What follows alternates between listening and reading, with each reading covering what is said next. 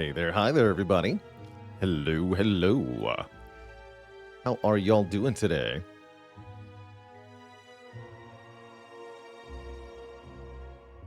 How's it going, Steve with a B?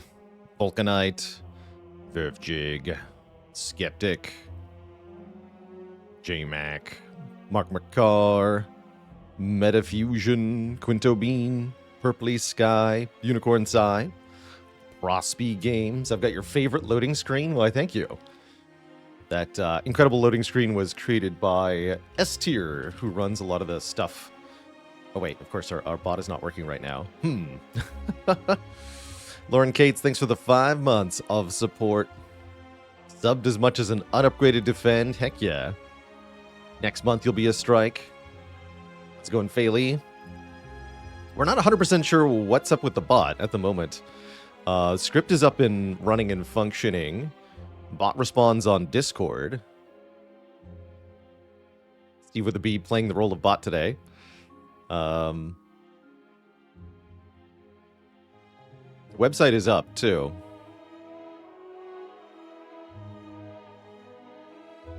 So it might be a authentication error somewhere with the bot account, or... yeah, the OAuth token might have expired. That's my first guess as to what's up with the bot. Josh Man, thanks for the Prime sub and the 8 months. The start of the robot uprising. No, the start of the robot getting locked out of its own account, probably.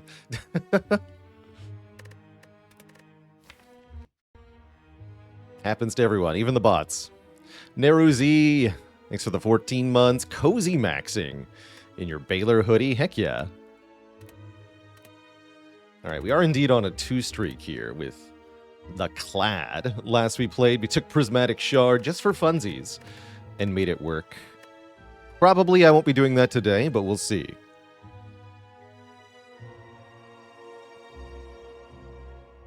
Mr. Cake God says, I went from A17 to A20 in 4 runs, lost only 1, beating the heart every time. Nice. Sometimes the RNG just comes together, and sometimes your accumulated learning really starts to pay off. Everything starts to really click after you've failed enough times. When it comes to the biggest difficulty jump along the Ascension climb, I definitely feel like it's the final 5, so to speak. 16 through 20 are really the toughest. The shops being 10% more costly, that's pretty bad, but not too bad. But then the enemy moveset changes, 17, 18, and 19. These are what really make the game killer. By essentially making all of the enemies unfair. Essentially, they require you to deal lots of damage very quickly, or get punished very hard in most cases. And it definitely takes a lot of practice to sort of figure out the power curve you need to maintain in order to even survive on the highest ascensions. But it's definitely a hurdle. It really feels like you need lots of energy and upgraded cards and good relics, all helping each other in order to just break even, usually. Hey, there's Baylor Bot. Welcome back, Bot. And thank you again, Faily, for the bot-tacular assistance. So with bot up and running, we can play some Ironclad here, going for 3-0 at the start of our stream today. A little bit of a baby streak, but everybody's got to start somewhere. And I'm seeing perhaps my favorite starting option of all, 7 max health for 250 gold. One could almost say you should just click on this. However, it's very important to look at the map and make sure there's actually a store that we can go to. And there is, in fact, a store we could go to. However, it's possible for the only shops to spawn way at the end of the act behind very many elites here. And that could make a max health for 250 gold starting bonus untenable, potentially.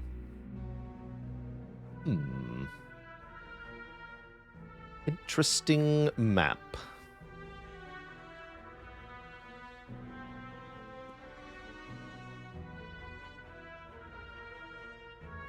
Very interesting map. I do think I am going to take the money and the gold here. Give me the money. Starting with 349 gold means you can afford anything in the shop. It almost seems like they very deliberately calculated how much they could give you so that you could afford actually anything, because this is 2 gold over the maximum possible cost of a rare relic. V2 coming soon says, do you think spamming so much Ironclad will negatively affect your ability to use the other characters when their turn comes up? A little bit, yeah. We'll definitely be rusty at the other characters. But by focusing on them individually, I hope to more than make up for that pretty quickly. Am I sick of Clad yet? Not yet. I've actually, as I've said, even though we have been kind of failing to get above a 2 streak for over a week now, I've really been enjoying the process and enjoying the runs.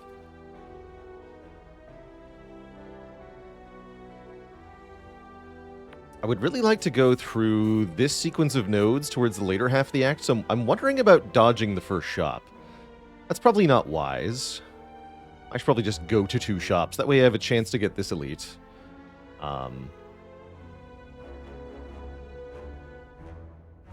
that way I have more chances to spend this money on something good, especially going into Slime Boss. We're going to need something important here. Yeah, it seems like people have been enjoying the Ironclad runs quite a bit, and if I'm looking at my viewer numbers, it seems like we've been doing quite well in the live stream with the pure Ironclad content. So I'm not fearing too much of making everybody sick. Although I think we will get a sampling bias of people who are here right now, right? Like, if somebody's sick of pure Ironclad runs, they probably already left. So the people who are here right now are not likely to say, oh, I'm sick of Ironclad runs. I wouldn't watch any more Ironclad runs, because they've already left.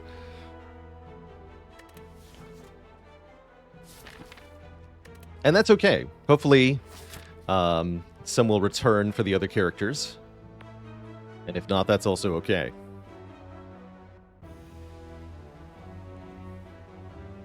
And yeah, it is really all about me, of course. The joy of the stream. Hit that initial shop, see what happens here. This is not the turn 1 Clad wants to have against Cultists, but we are allowed to skip a defend because we heal 6 in this fight. So let's just play back strike this on this turn. And then hopefully 3 strikes on this turn to kill, which we do in fact get. We score an energy potion and some money, plus our choice of a card here, Arma, Sword Boomerang, Shrug It Off. I have not been a floor 1 Sword Boomerang enjoyer, so I'm definitely down to take a block card here. The most basic class of an insanely difficult game. It's a good pick. Yeah, it's also, I thought it would be one of the easier ones to actually hit the goal for and get the record for it. Come for the Clad, stay for the Baylor. How's it going, Claz? Grabs the Bard. Thanks for 4 months. Floor 1 armaments, totally fine here. I'm probably going to take a Shrug. I do want that draw 1 for the Slime Boss fight. And just the decent block in general. I wouldn't say early armaments is OP. It's just good. Solidly good, just like Shrug is. Alright, what's the shop? Is it a Brimstone Day? No, it's an Offering Dolly's Mirror. Anyone want 2 offerings on floor 2? Interesting. 166 gold for offering. You know, if this was my only shop, I would feel pretty compelled to spend all my money here. Doing something like Spot Weakness Offering. Buying an early question card, again, also, if this was my only shop, I'd feel more compelled to do this. This would be an okay purchase, floor 1. I do think getting question card specifically in Act 1 is quite good, because it means you see 1 more rare card from each of your bosses, and that can be quite powerful.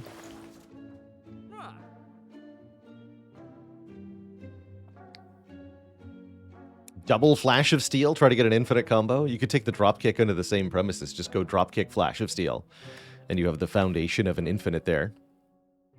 Could even buy the elixir to help go infinite in 1 fight, although that all seems really speculative to me. Definitely down for a spot weakness here to increase our offensive power. Don't actually think I need to buy a whole lot more. I think I'd rather save this money. Not even going to buy offering here, although normally I would do this. But I think our money is actually better spent in the second shop, perhaps. Didn't know you could find the mirror this early? Oh yeah, it can appear right at the beginning. Even if you have no added cards at all, it can show up. With 2 offerings, would I take Black Blood? It would certainly be tempting. Kind of a nice break even. As always, definitely depends on what else it's up against, but Black Blood is not usually as bad as I think most of us think. Gonna go spot weakness here. Do I want this Flash of Steel? I don't think so. I think it's too much money to pay for. Let's keep going here. Maybe some max HP, given that we're at full HP. The banana is useless. Relic for a curse, no thank you. Not when I have to fight an elite before the next shop. I'll take a donut. Really hits the spot. And we get remove, transform, or upgrade here. We could upgrade spot weakness or shrug. I definitely feel like we want to transform at this time. We don't have very many cards. And we're going to try to fight an elite pretty soon. Although I don't have to fight this first elite, I would like to, if possible. It'll give us more money for this shop, crucially, versus the upgrade. But if I really felt like the spot weakness upgrade mattered here, I could do that. I think I'm going to transform a defend. We did add a block card, particularly one that draws. And we're fighting Slime Boss later, so I really want to keep the strike cards. So let's transform one defend.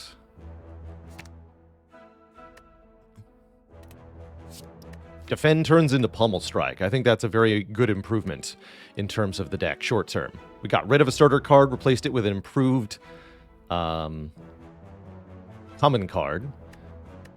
And it's a common card that goes well with what we're already trying to do. Spark Spice with a full year. Stream is cheering you up on this rainy day. Heck yeah.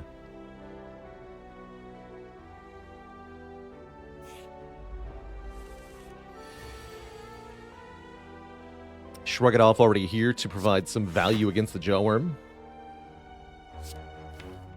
Could play Bash here. I'm not going to, though.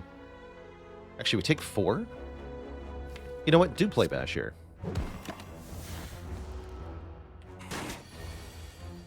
Perfect. Then we can go Spot Weakness, Pummel Strike, Bend. Take 2, then we're missing exactly 6. And we can kill pretty quickly here.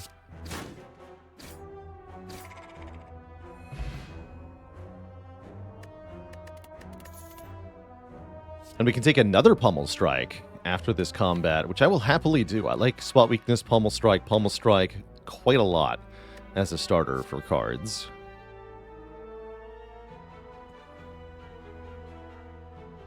Ollie Smile says, I often struggle to determine whether I should remove/transform, strike, or defend. Usually just go with the strike. Generally, I'm looking at how good is each card relative to the normal. For that card, for example, strike is normally 6 damage. So you look at how good are my strikes compared to 6 damage. And in a deck with a spot weakness, we can gain 3 strength, maybe even more than that. These are doing 9 or maybe 12 damage each. So they're pretty good, the strikes in this deck. Whereas the defends are only blocking 5. You know, we're not doing any feel no pain corruption nonsense that would make defends better than normal. And then as a baseline, I would say the defend is better than a strike.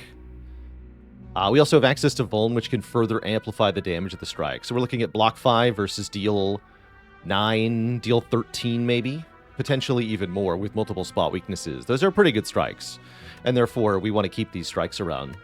We're also looking at our short-term obstacles. We got Elites in Act 1 coming up. That all requires damage. We've got Slime Boss Act 1, which is also a big damage check. So for these 2 reasons, we also want strike over defend. Other things that can change whether you transform a strike or defend are, if you're playing Watcher, you can enter Wrath, making the strikes deal 12, and by default, that already makes your strikes better than defends on Watcher, for the most part. There's the Strike Dummy Relic that makes your strikes deal 3 more damage. You can get Vajra for +1 strength, or you can get Smoothstone for +1 dexterity, which makes the defense better comparatively. The Orichalcum Relic gives you free block as long as you don't make any block of your own, so that makes defense worse. So on and so forth. There's a lot of little things that you can think about. Scuba Squeeb, thanks for the 29 months. The boomerang is better now that we have strength scaling. Is it good enough? I'm not convinced that it is. I think I would still just prefer a pommel strike here. You ain't first. Thanks for the Prime sub. Robzor for the Prime and the 42. The answer is 42, but what truly is the question?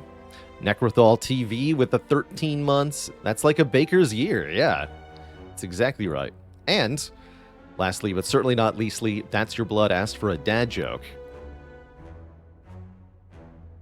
Did you hear about the twig that got promoted at its job? Now it's a branch manager.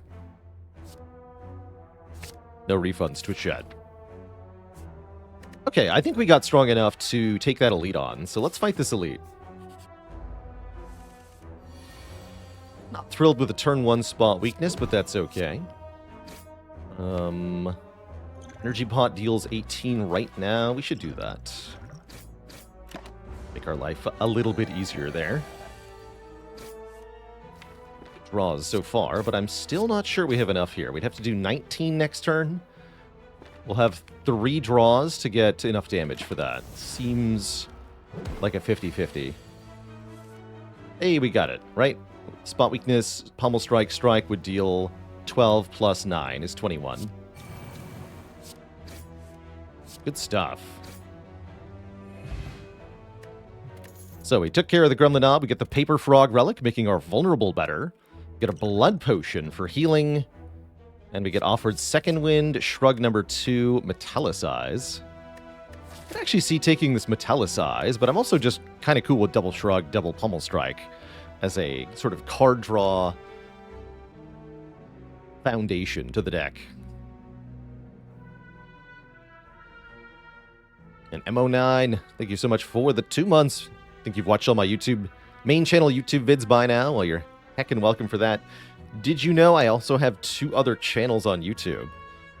There's the Plays channel, which plays games other than Slay the Spire, and our Balelord Unedited channel, which is a full archive of the stream. So everything that I do here on Twitch, without any glamour or other effort put into it, just put on YouTube for prosperity.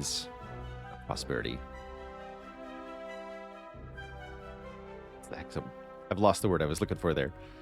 Anyway, for posterity. There we go. For posterity's sake. Let's take a shrug.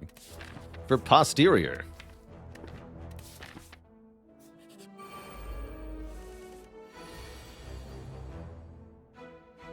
Where's Orichalcum when you want it, huh? Neither of these lice can be killed in one hit by my attacks, unfortunately. Even if I bash Pommel Strike, I only deal 8 plus 13 equals 22 damage. Not enough to KO either of them here. Which is a bit of a letdown. But we can draw 1, and that 1 is 50-50 to be a block card, at least. Let's do... yeah, there we go. That'll do.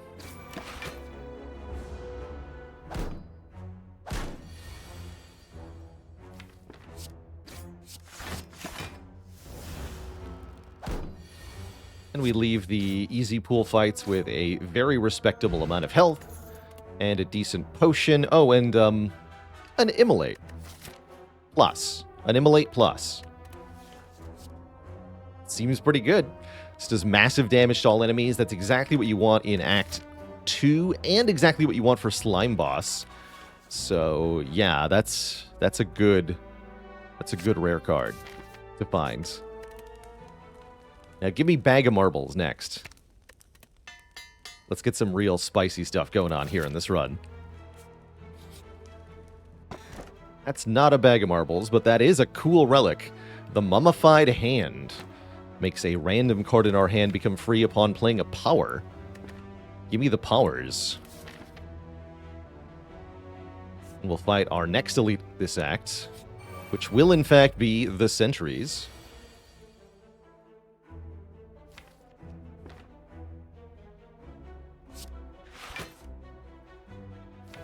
If I play Pommel Strike now and we draw Immolate, I can't play it. I think because of that risk, I don't want to play Pommel Strike here. I want to play 2 strikes.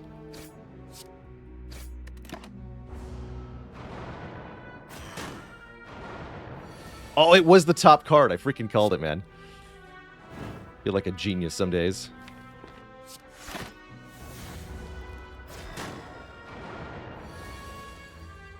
Feel like a genius some days. See, if I play spot weakness, I can't kill this thing. So I probably just want to bash strike, huh? Get rid of it.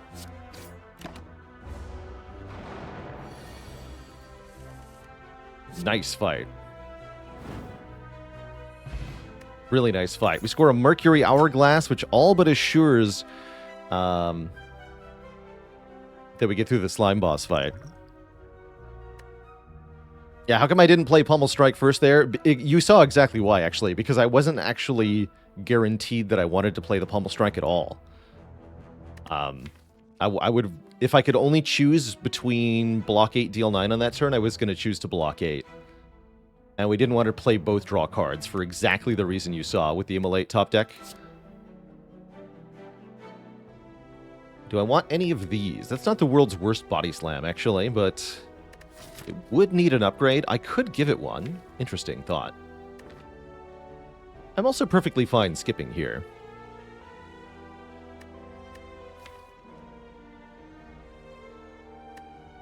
Yeah, choosing to block specifically because we had the damage with the Immolate. We just needed to guarantee that we could play it. Let's skip these cards. All right, shop, what do you got? Got a nice amount of cash.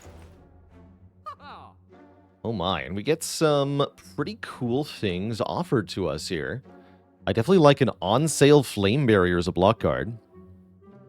Evolve looking pretty good. We have Immolate to generate statuses. We're fighting the slime boss. And we have Mummified Hand. Guardian of Mjolnir. Thank you so much for the very generous 5 gifted subs. Welcome to the Cozy Sub Club, folks. Yeah, I quite like Flame Barrier Evolve. We could also afford a remove here. Necrothal just got their first Spin the Wheel death. Oh no. The so-called Wheel of Abandon Run. Take a look at your run history after the run. See what it says at the top there. It's a tough way to go. But I think it happens to anyone who plays the Spire long enough. Okay, now we can lose a strike, right? Yeah, we lost a defend already. We don't want to lose two. Ever Tori and Flame Barrier? I don't think I would ever buy Tori there. Although I do like what the relic does. I think it costs a little bit too much when we could buy, remove, and couple cards and still have quite a lot of money left over, which I'm just going to keep for the next shop.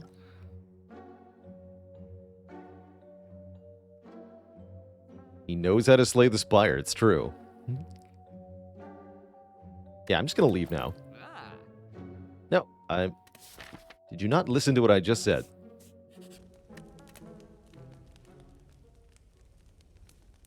So we've got a spare upgrade here. I kind of dig Flame Barrier as an upgrade. I could also definitely see upgrading our Pommel Strikes or even the Spot Weakness.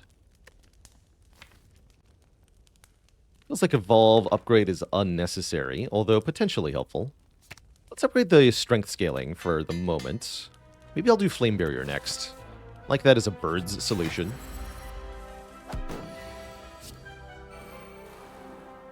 The power. We got a bonus Metallicized Lagavulin here.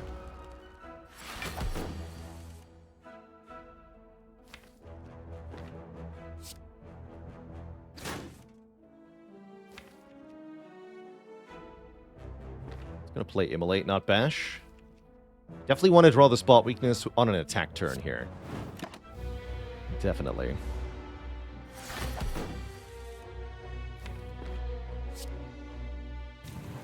That strength. Do I ever skill potion? Feels probably unnecessary. We're not very likely to get a potion, and even if we do, we can drink the blood potion, so I don't think so. That's the answer. So playing Flame Barrier over Pummel Strike is block 4, deal 9 less damage. I guess deal 8 less damage. Yeah. Do it.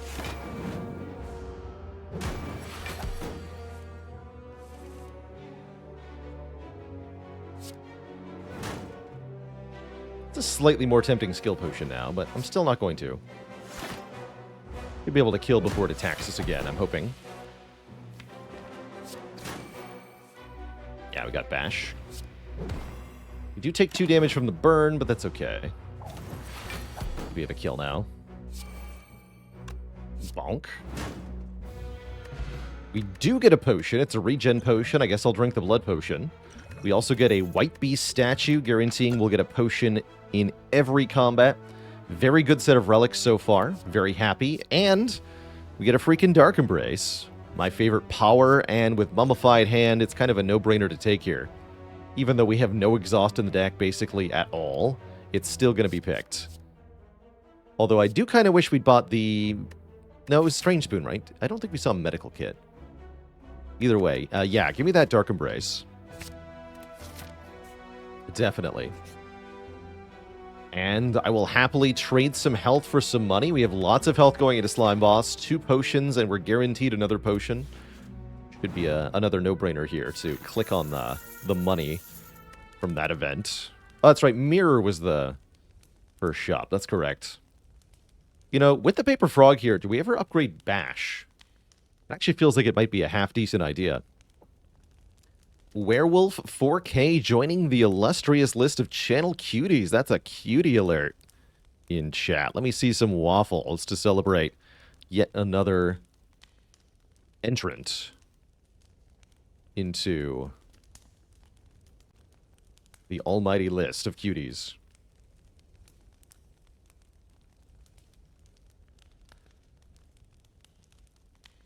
An Iron Chef throwing in their own waffles there. Heck yeah.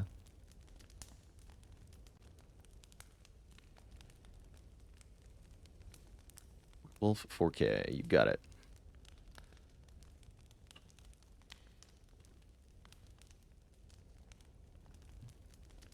You are on the list.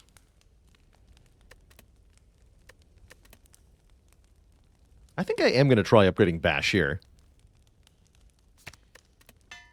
Given how powerful Vuln is for this deck, I'm not going to count on being offered other better sources, as it may not happen. At least may not happen in a reasonable time frame.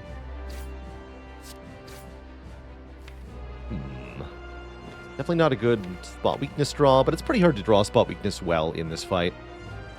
Wondering if we're going to get crushed here.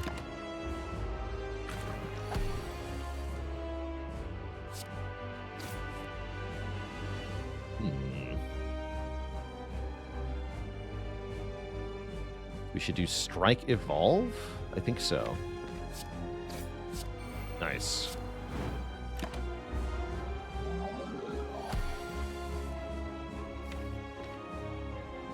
And then Bash Pummel Strike. Yeah, we don't care if the split is bad because we have an Immolate Plus.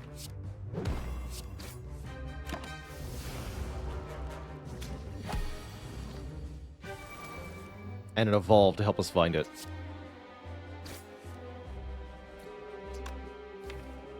So, as aforementioned, we don't want to draw again, because then I can't play the Immolate if I draw it. So let's just Flame Barrier here.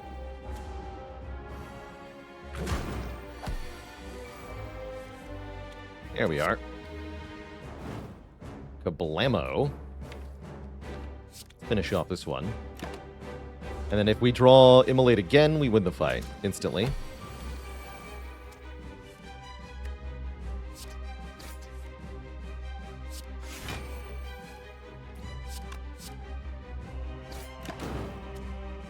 We will do quite quickly. Thanks to Evolve. Hey. What did I just say?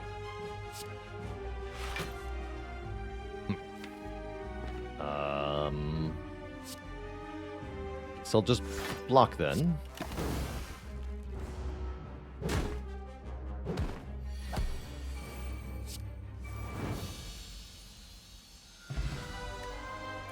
It's 72 gold and an elixir potion, which is not that good, although with Dark Embrace it can do stuff. We're also offered Reaper Feed Barricade. Several good options here. Definitely tempting to take Feed. The best way is to scale a Clad run. You gain more max health as you kill enemies. The Hourglass can make feeding a little awkward, but our overall lots of card draw should make it pretty good. With no strength... Actually, no, we have spot weakness plus. That is pretty good for Reaper then, actually. This is quite solid. Barricade, probably in third place here. We can't make very good block just with 2 unupgraded shrugs, at least not yet. Although a couple of upgrades and some energy could change things. I think I'll take feed here. Maybe feed first, Reaper second. I think skip might be better than barricade here. Skip 3, barricade 4. I'd rate these kind of similar at the moment. Reaper does get better with Paper Frog, although that's mostly only true if you have an AoE vuln source. Mostly. Let's take feed. Let's take feed. We already have a sort of sustain via the White Bee statue, too, as that can generate healing. Here's more healing. Black Blood.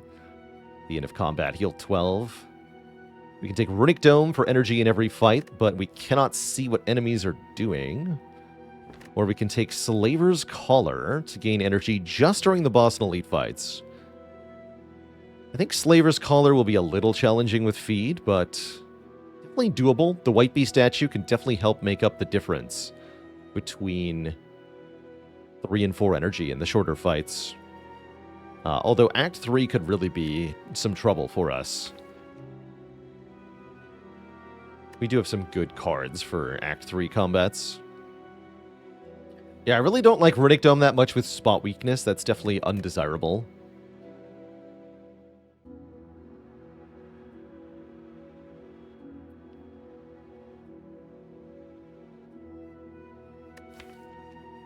Heal 12 is genuinely not that bad, especially with max health scaling on feed. We have energy of a sort with the Mummified Hand.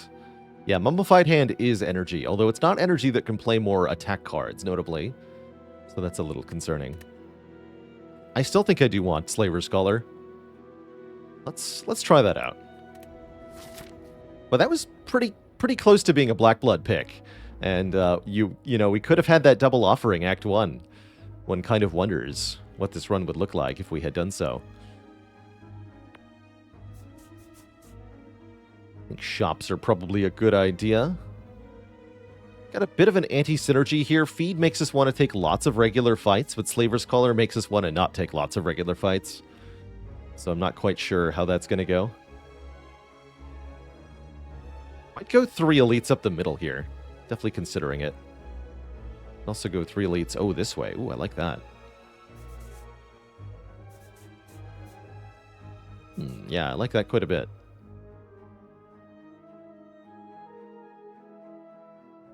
We have enough money that the early shop is worth it. Thanks to our saving in Act 1. We go to this shop instead if I wanted to. I don't think so. I'd rather have the shop stuff now. Yeah, Evolve versus this enemy. Evolve and Dark Embrace versus this enemy means we'll draw lots of cards, at least. Do I want to regen potion now? I don't think so. We'll skill potion in this fight. What did we skip offerings for? We instead used the money to buy Spot Weakness, Evolve, Flame Barrier. And we still have a lot of that money. So we have currently... I guess the answer is we skipped offerings for whatever's in this shop. We don't actually know yet.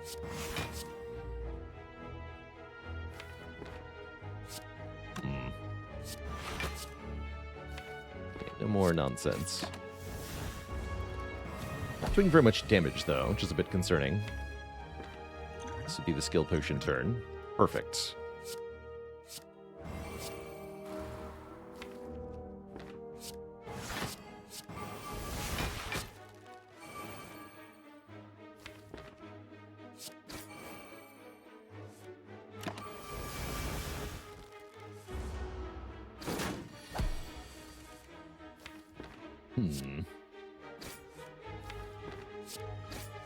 Yeah, we definitely don't do that much damage, which is certainly concerning.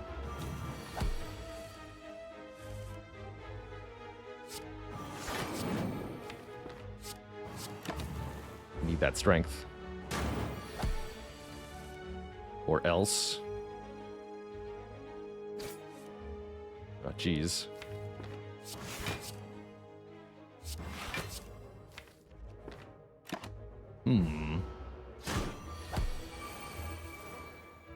You know, I've never actually seen Chosen attack for 40 before. Doesn't feel good. Does not feel good. Man. Alright, I'll just bash and we'll figure it out from here. Yikes.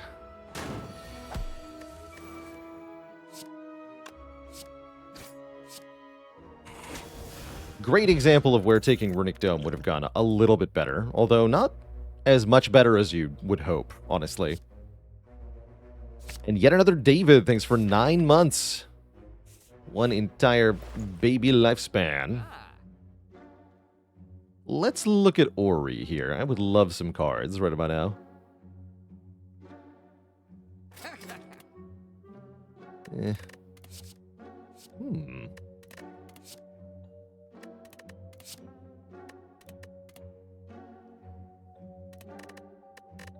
only we'd taken the barricade. Definitely down for an Intimidate Plus, I guess. The rest seems like hot garbage, I'm gonna be honest here. We can maybe take Seeing Red.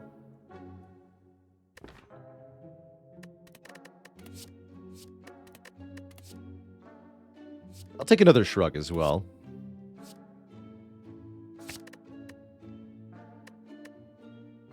I guess Seeing Red is good. We have enough card draw even without Dark Embrace necessarily being in play. And we have a hunger for energy, so I guess I'll take that. I do also like Disarm. It's a general card. Just having one makes me feel a lot safer. Especially with, again, Dark Embrace. And we could afford to remove here, which is going to happen. Okay. Let's see if we can survive or whatever.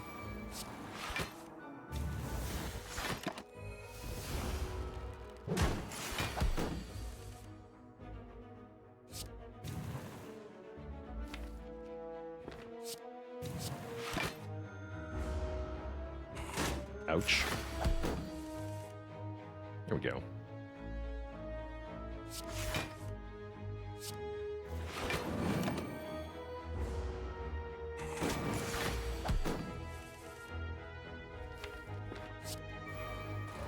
We should make the feed free. Of course.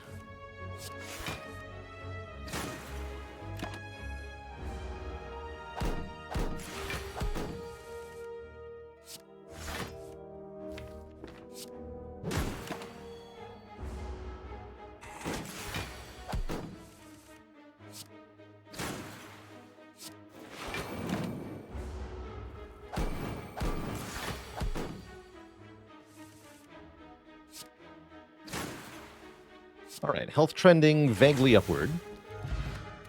Fairy in a Bottle is a great lifeline here. If we would die, heal to 30% health. We also get an Offering, which is an excellent accelerator for this deck. Okay, that actually turned around really fast. Cool. Although... Uh-oh. The Revenge of the Chosen. Chosen is back. Chosen is back. Jimble Sorrow with the Prime sub and the 16 months.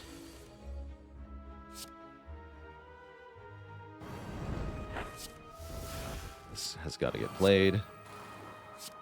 This also has got to get played. So is this. Shrug. Can't play Immolate. That's okay. Hit you again.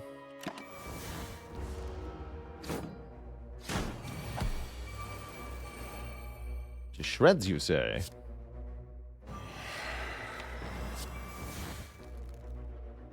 This is quite a problem, actually.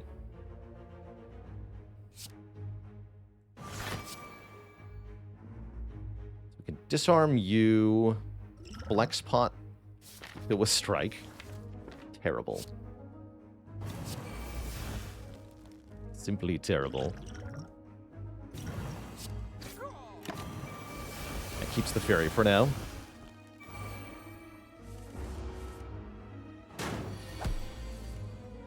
But will it be enough? That is the current question. I'm not convinced.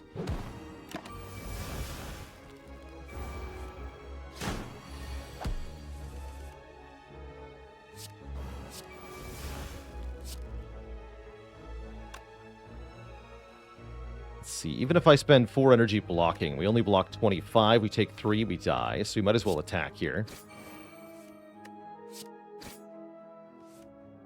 And we do get a kill, which I will take, because I'd prefer to keep the fairy overfeeding here.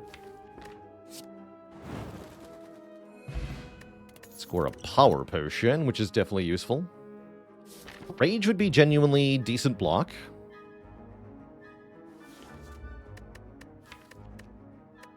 I think it's fine to skip here. Youngblood, thanks for the Prime sub. Welcome to the Cozy Sub Club. I only have 3 strikes, but bites would be kind of good. Only kind of.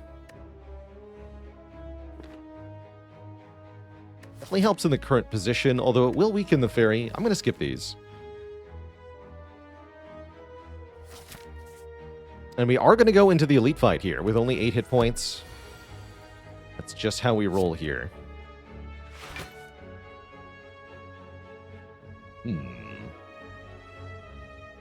Concerning. We power pot here. Suppose that we should. We're kind of bad at this fight. Although we're already going to lose the fairy, so I don't love that we're doubling down here. I will definitely take a corruption with our Dark Embrace. Certainly do that.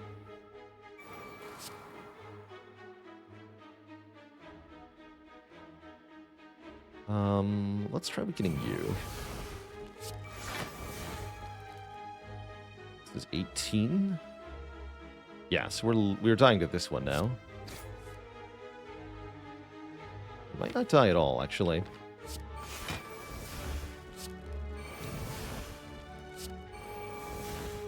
Oh.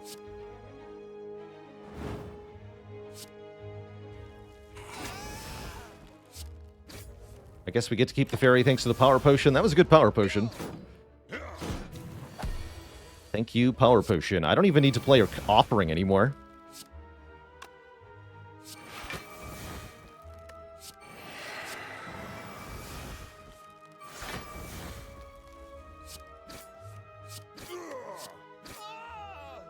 Nice. We score a Gremlin Horn. Perfect Act 2 relic. As well as a colorless potion. Gremlin Leader next, please. And a freaking Shockwave, which is definitely getting taken because of Paper Frog. Although Berserk is kind of hilarious. Merle with 109 folk raid. Welcome, welcome. This has been a weird run so far. You're just joining us in Act 2 for Clad. We're on low health because we got attacked by Chosen for 40 damage in one turn. And just kind of took it to the face. But other than that, this is going quite well. I might even upgrade at this rest site because of the fairy in a bottle. Only have 20 minutes to win or it's not a real run. Oh no! 1 hour runs only. Wonder if I upgrade this Dark Embrace. We could consider upgrading Seeing Red, genuinely. Feels too early to upgrade Shockwave, although that would be good against Collector.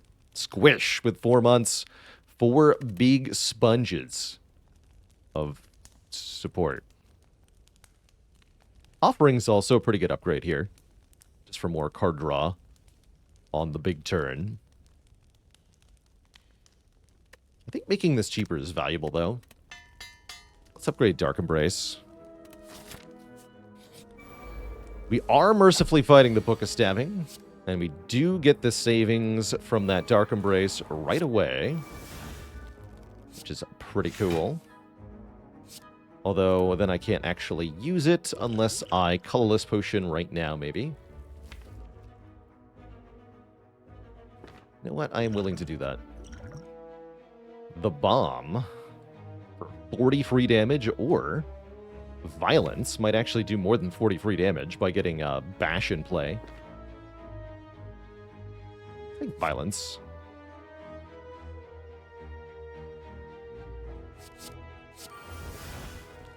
Shockwave, even better than Bash. Let's evolve first. Free Strike, okay. Cool. Seems like a pretty okay turn 1. All things considered. Now we get to go disarm, intimidate.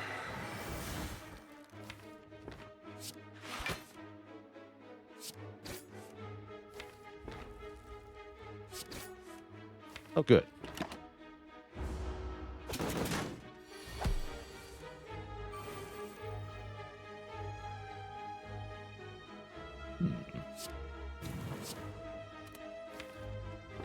Kind of tempting to just go defend Flame Barrier full block, but then the vulnerable falls off. I don't think we want to do that.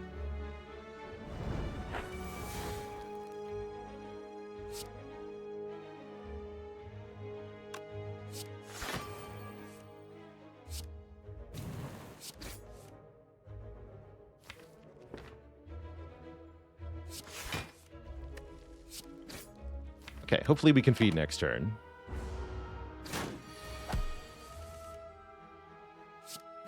That'd be a yes.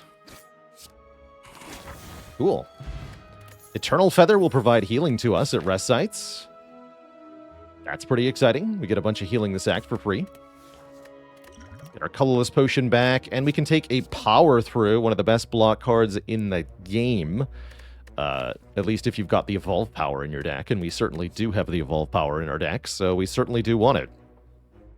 Oblox, thanks for the 41 months of support.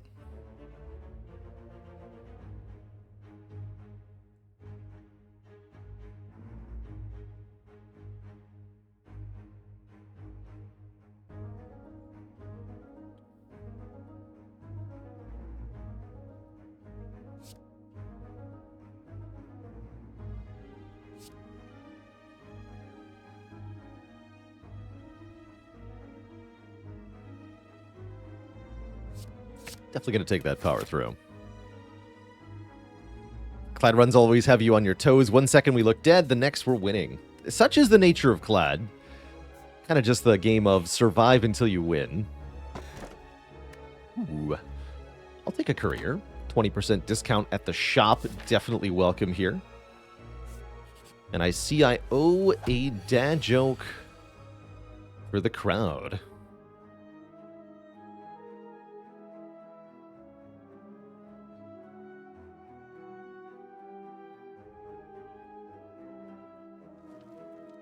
What do you call a knight who is also a snake?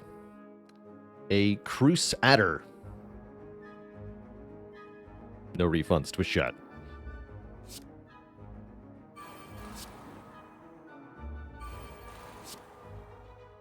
I think I do play Offering here. If we don't do enough damage early in this fight, things can get out of hand here. Let's take the offensive here. Yeah, we get to Shockwave Immolate. That's pretty badass. Does how much damage?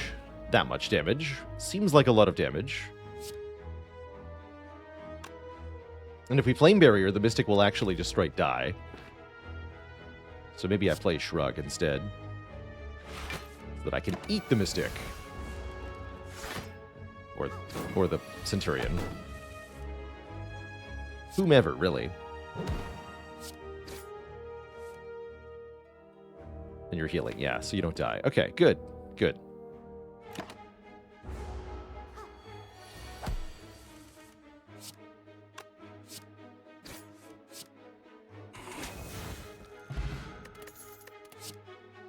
Upgraded Shrug, get in here. If we want a Fear Potion, it's pretty good with the Paper Frog. Yeah, I'll take Fear Potion over Colorless Potion into the next elite here. We are offered Apparitions, allowing us to become intangible. Apps are not bad here. We have fixed healing with the Eternal Feather. We can regain our max health through feed. This is a pretty good set of Apparitions, actually. Normally I turn these down, but I really quite like these. I will take them. I will take them. And we will be a spooky ghost.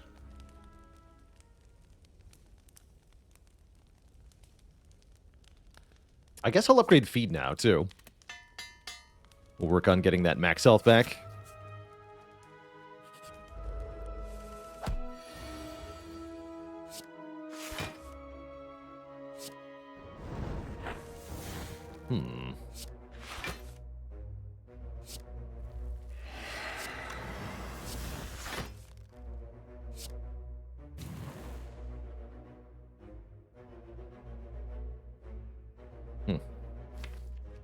Not the greatest turn, actually.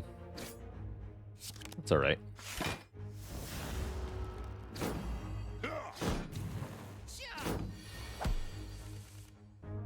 We can Shockwave Immolate this turn. That seems pretty good.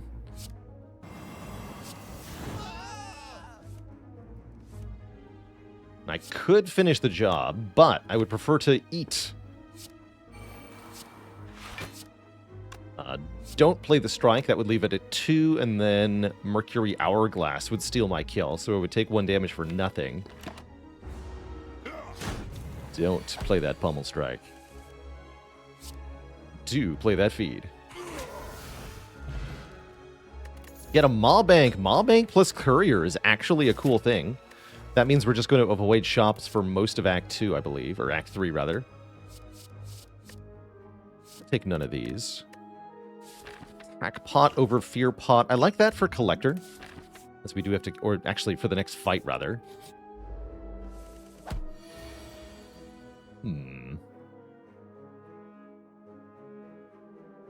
To play both Apparitions? I think I'm just going to play the Shockwave here.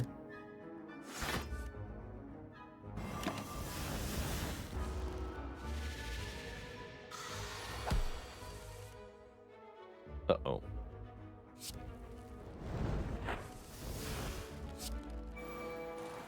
Now we're talking.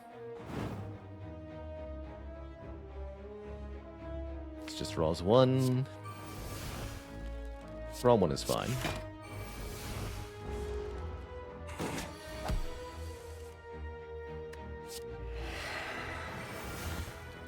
Dear Snack, please don't hurt me. Thanks.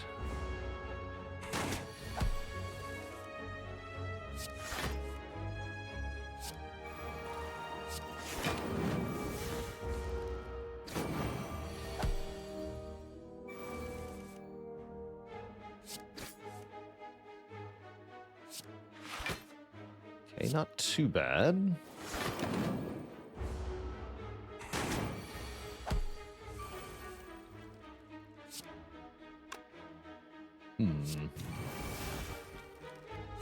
I spot weakness. Will you die? I think so. 21, yeah. Cool. Take a fresher attack potion. Thunderclap is close to being passable here, but I really don't think we need it. Let's skip that. We get healed to full from the Eternal Feather. Maw Bank also ticking away there. And we get 1 upgrade before Collector here. We could definitely argue for one of the Apparitions, so that we could potentially keep it around. Could also upgrade the Offering. The Shockwave is pretty good, actually, considering the Collector could be a longer fight, especially with the Apparitions. Let's upgrade the Shockwave. Yeah, Shockwave. Does Bloody Idol work with Maw Bank? It sure does. One of the cooler combos you can get, in my opinion.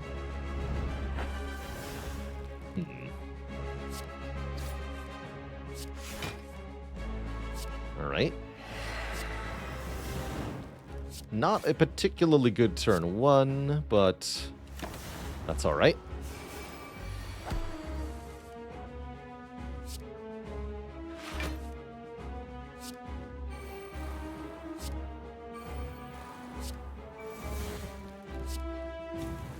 Gonna focus down Torch Heads here. We know that the Immolate is in the discard pile. And I want my bonus card draws from the Kremlin Horn here. This is a really good turn to be intangible. That sounds great to me. We're also going to put Bash on the Collector here. Probably strike one of the minions. I don't want to draw the other Apparition this turn. It's okay to take 3 here.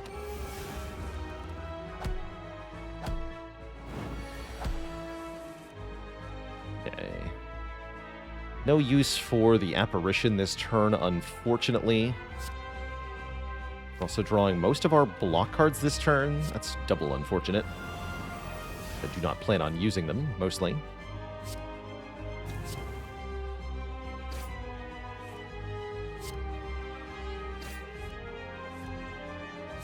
Get him.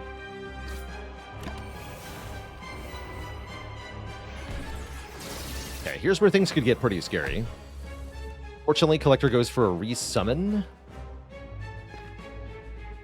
which makes me really not want to play Shrug It Off this turn, because I would really like to play Immolate next turn with the minions down. And just like that Act 1 Sentries fight, we want to avoid drawing, to avoid whiffing the Immolate at the bad time. Probably also use the attack potion next turn. Feed will also draw, plus I want to hopefully feed on the boss, so we're just going to play the one attack card this turn. Kind of a bummer turn. But we have guaranteed Immolate next turn, which is quite important here.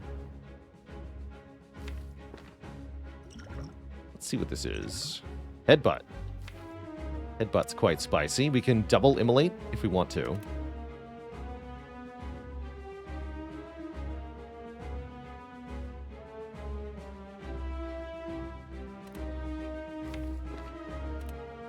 That's pretty good.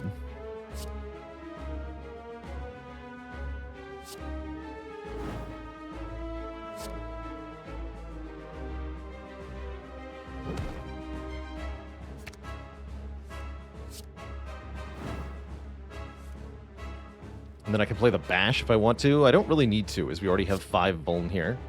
Although it does do 1 more damage than Pommel Strike. I could play the Disarm instead. I also do want to draw, I think. Well, maybe I didn't. I do have a Headbutt, though. We can get that feedback. Excellent. That is enough damage, right? I'm hoping that is enough damage. Totally. Good fight. Pretty funny that we got out of Act 2 without using the fairy that we got. After being so ambitious with our pathing. We went into this fight at 8 health, right? Or no, this one at 8 health. No problem. No problem. Alright, Corruption is here. We've got Mummified Hand. We've got Dark Embrace. We have 3 apparitions that are already going to exhaust when we play them. That is a very easy Corruption to take. Jam Scampy, thanks for the 7 months. Been loving the win streak attempts. Heck yeah. Heck yeah.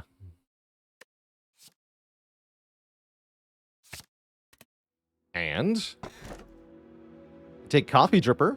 Perfectly reasonable here. A great way to get more energy. How will you win when you exhaust all your cards? No, we're just going to get a Sundial and an Abacus, and we're going to use double Pommel Strike. Of course. Easy peasy. Black Leva the Cat, thanks for the 5 months of support. Been following the Clad runs and finally got past A18 yourself. Well done. Yeah, we already heal at rest sites with the Eternal Feather. So I really don't think we're going to need to rest. We could take Pandora's Box for only 6 transforms, and I don't think they'd be that good. I really do want an energy relic so that in the hallway combats, we're not crippled by only 3 base energy. Really tough in Act 3. Particularly against the Transient, this deck could very much fall flat if we don't take an energy relic here.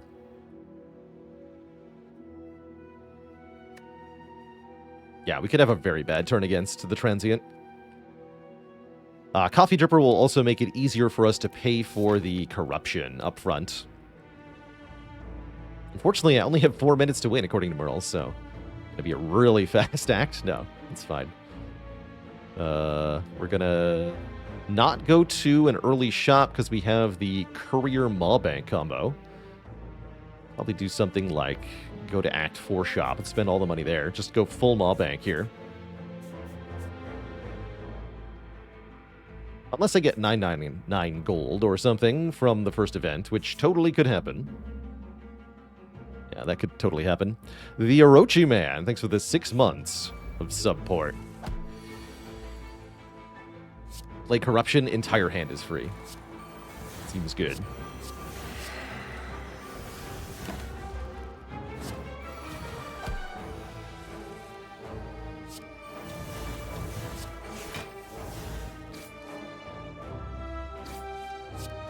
Nice. Just straight eat that nerd. Body Slam definitely looking better. good enough.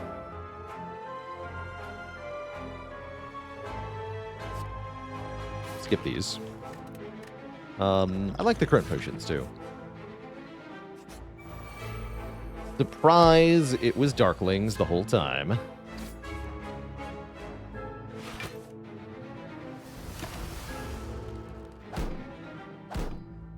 Thankfully, I am a spooky ghost. With a Gremlin Horn.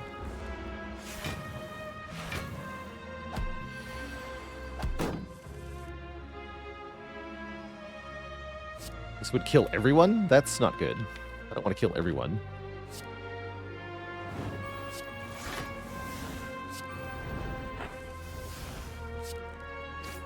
If I kill everyone, I can't feed. Unacceptable.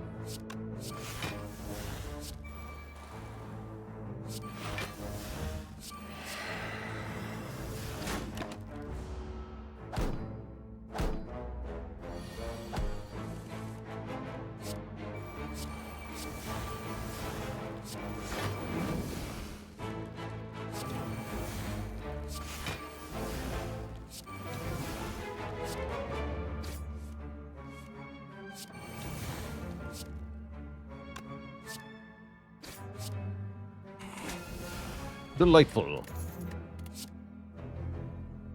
We've had first evolve, yes. What about second evolve? I'll grab a random armaments. I feel like that could be useful some of the time. Yeah, where's that barricade now? Now would be a lot more appreciated. Let's take those two fights. Alright, we are fighting Transient as the first... first hard pool combat here, which is definitely a tough situation to be in. I'm okay taking 5 here. Oh, good.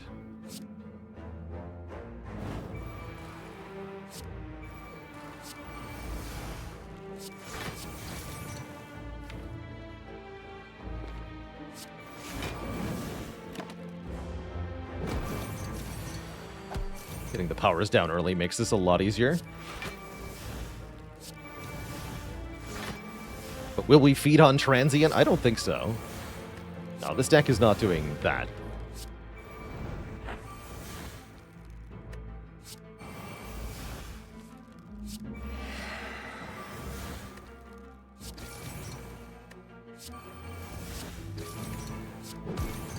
Though it is doing some pretty silly things.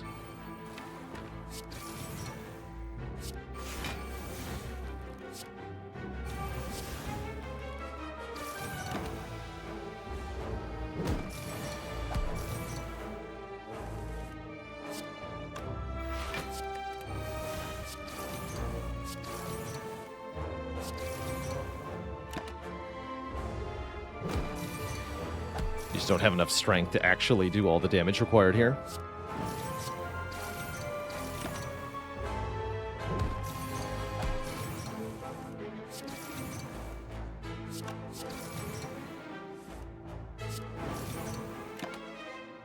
And that's okay. The Neko Oil. Flame Barrier Plus. I like that. Deals 6 damage back when attacked.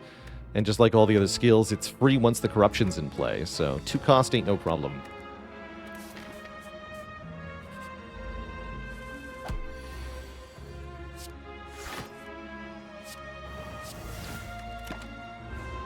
This could also be a slight issue for us, depending on what we draw.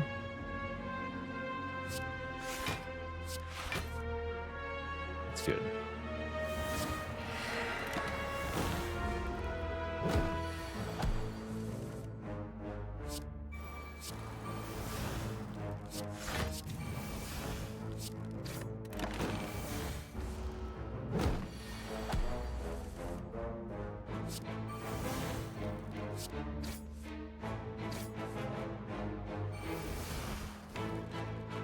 Don't want to draw corruption, so I'm not going to play Shrug. Now we want to draw Corruption and play it.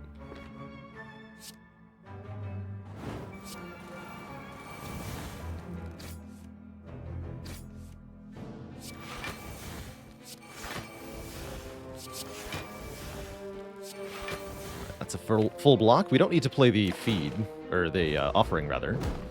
I want to get to full health, so I will.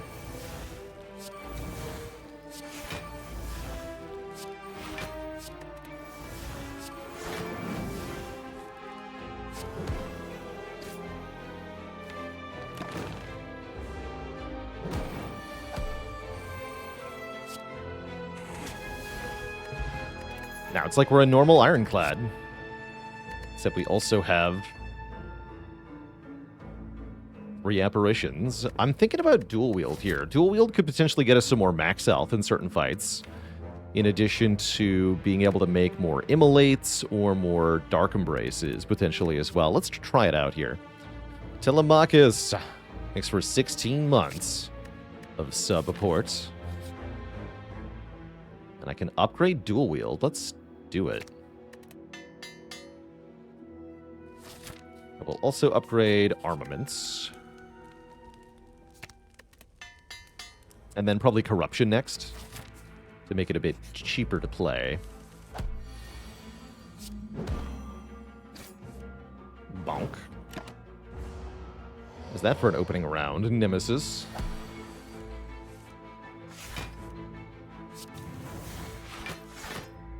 And stay out.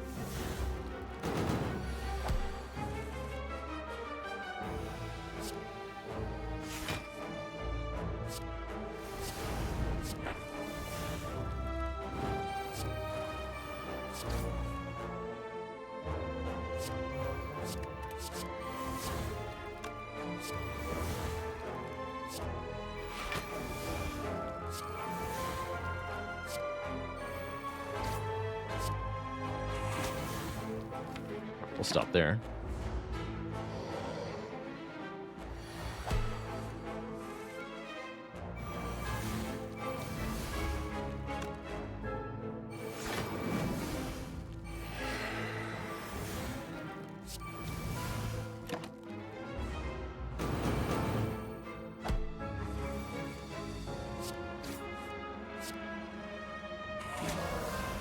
Tasty. Smiling Mask will give us a cheaper move in the final shop. That's kind of nice. Body Slam with a plus. Does seem pretty good, actually. I'm going to grab that as a potential way to damage scale, especially if we find Barricade and or Feel No Pain. Remember, we have membership card, lots of money, so we can buy lots of powers at the shop. Austin Fuego, thanks for 44 months. Looking forward to 44 more. It says Plus on it. The Crab Lord with 31 months. Definitely stumbled upon a pretty good first run today. Yeah, one can only hope for membership card too, but seems kind of unlikely.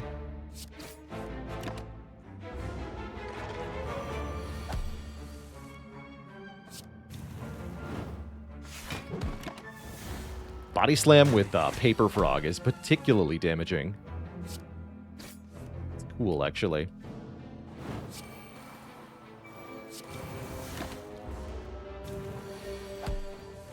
Excuse you.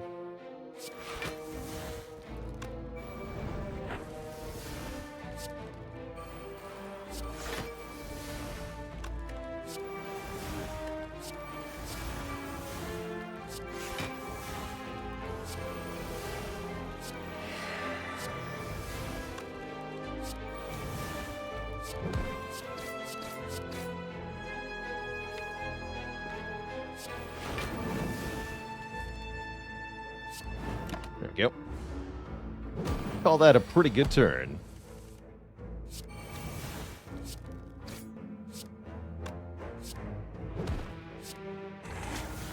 Tasty.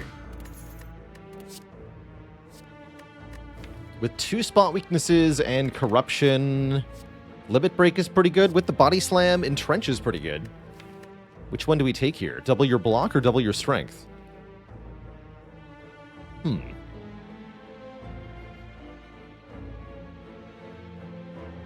Genuinely not sure here. We get to keep the strength if we double it. We don't get to keep the block.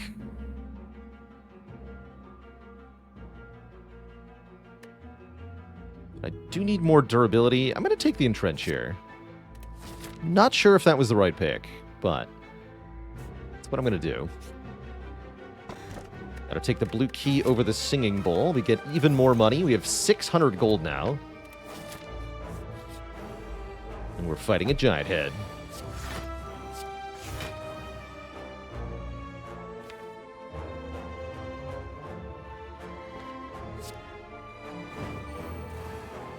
I'm gonna keep my cards where I can.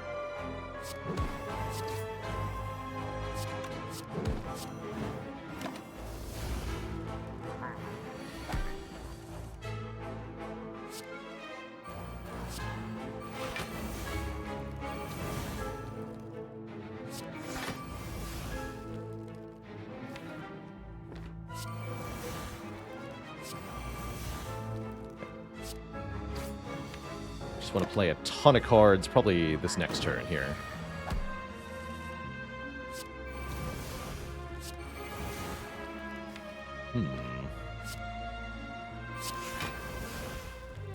Yeah, we can do that.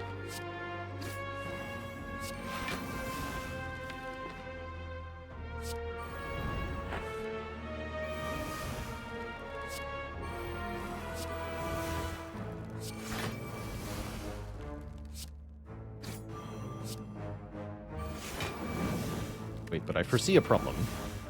Body Slam will do too much damage.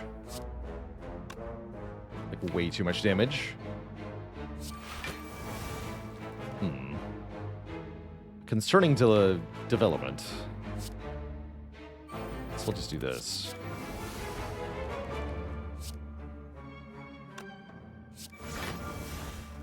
Yeah, it does. Actually, 293. That's perfect. Good. Excellent. Second win plus. Yes, please. Yes, please. Omamori can block curses should we encounter any. However, who needs curses? Our goal in this fight. Hopefully, we can dual wield feed to enable 2 or more feeds here. More the merrier, quite frankly. All right, we got regular feed on turn 1. That's no good.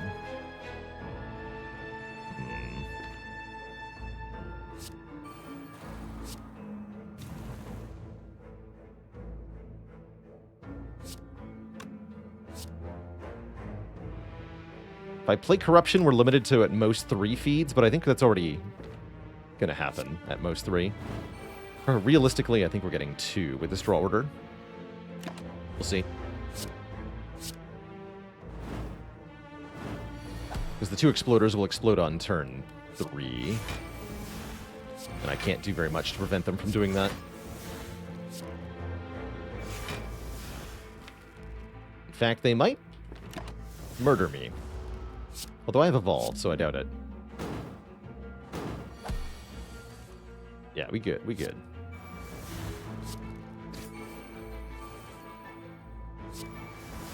I cannot, in fact, feed on this one, so we're only going to feed on these 2, which is fine. It's still 2 feeds.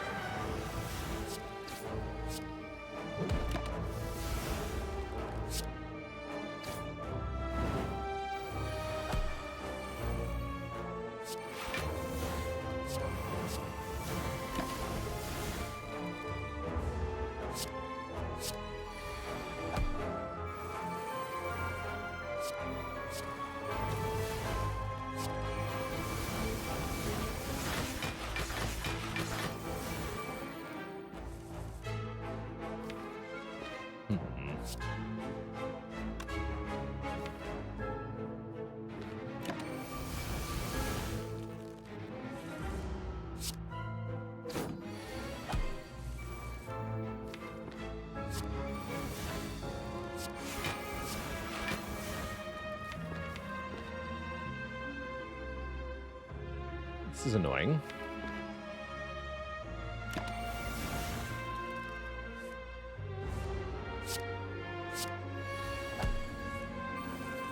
There we go.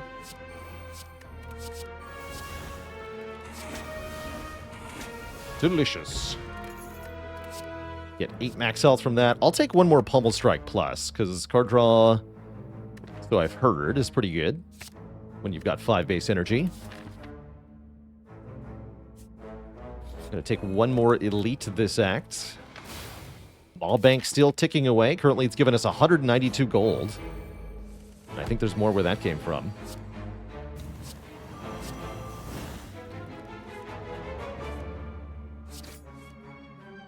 Bummer.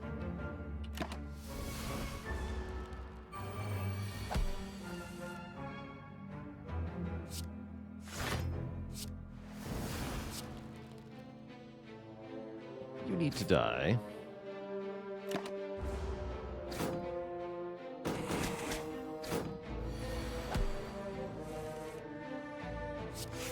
You all need to die. Dear. Well.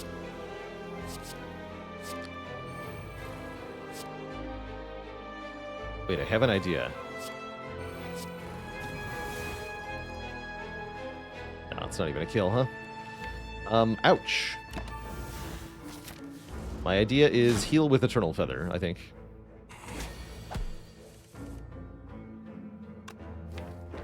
Seems like a good idea.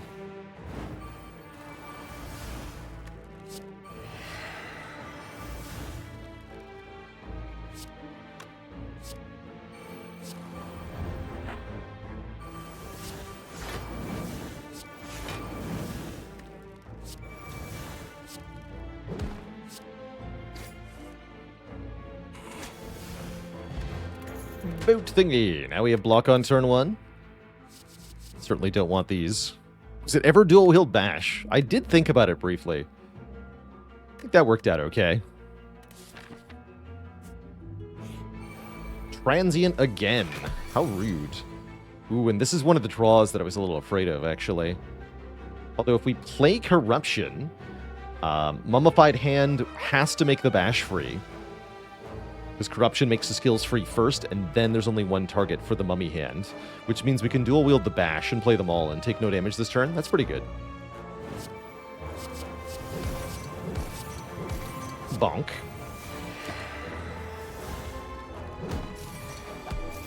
Unacceptable turn 1.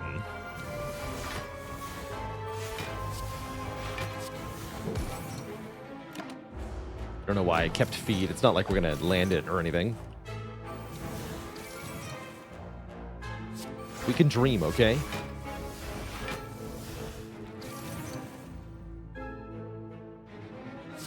Why were the bash copies also free? Because Mummified Hand copies a card as it currently is, including any current modifiers to the price.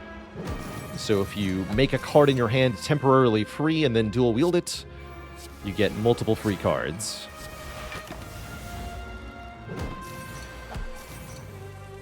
And yes, the Mummy Hand will never randomly hit a zero-cost card, which is quite nice. Other deck builders with similar effects do not usually follow that rule.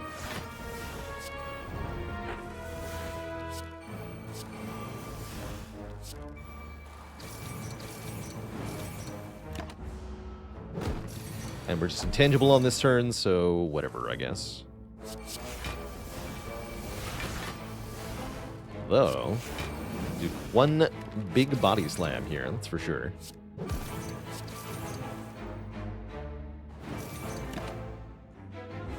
Not bad.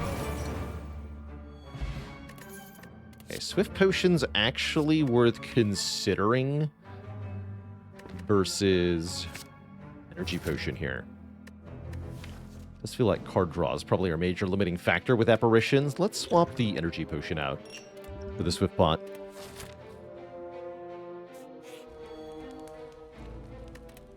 We're at full health, that's no problem. Tempted by Spot Weakness upgrade. I guess the Disarm upgrade is also okay. Talked about the Corruption upgrade being good. Great Corruption. We are at almost 40 cards. That's often the case when you've got Corruption. I tend to find. Because corruption makes all your cards single use, or at least all your skills, you can compensate for that by just adding more of them.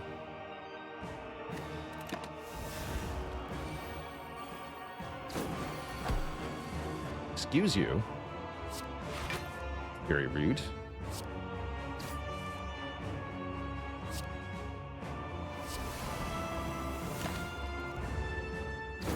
Although it was beneficial in this case.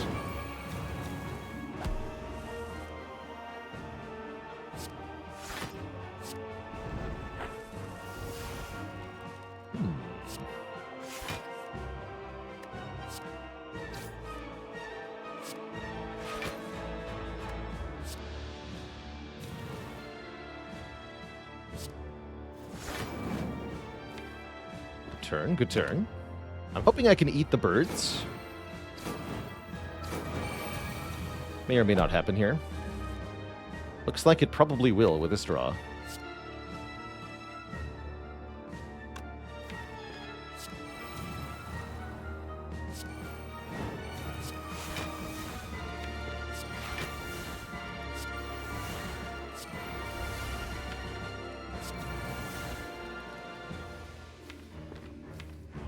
Wait one turn. Burns42, thanks for the Prime sub. Welcome to the Cozy Sub Club. Could have dual wielded the corruption. What a shame.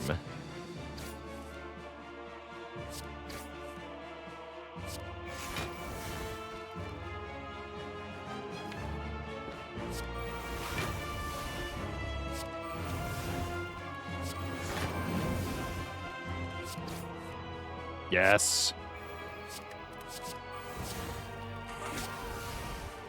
Does feed work on phase 1 of Awakened 1? It does not. No. No, it does not.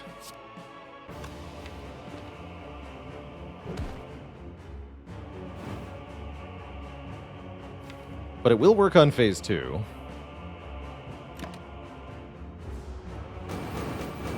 40 damage in return.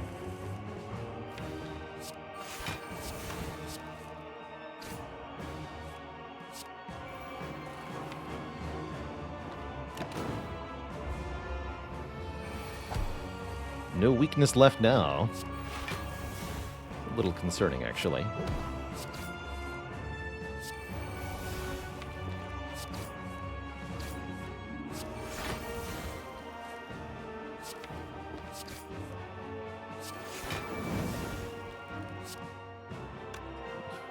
Huh?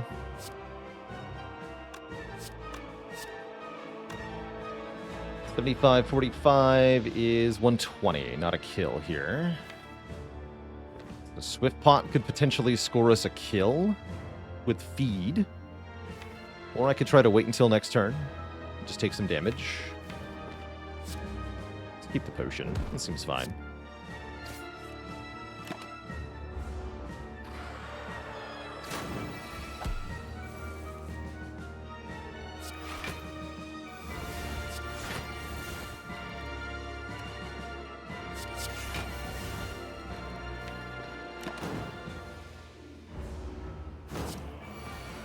Oh. 12 max health from that fight. GG. Tim is next. There are some who call me Tim.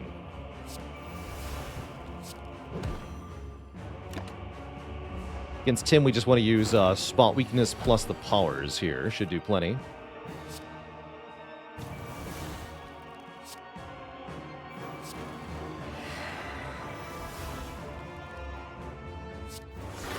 Dual-wielding Body Slam is an interesting option. I don't hate that, actually, for this fight.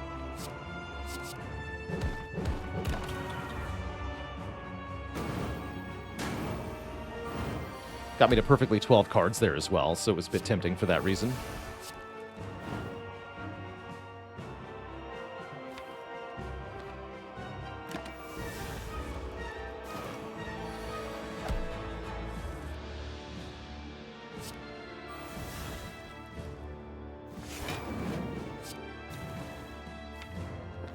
you like to take 1,000,000 damage in return?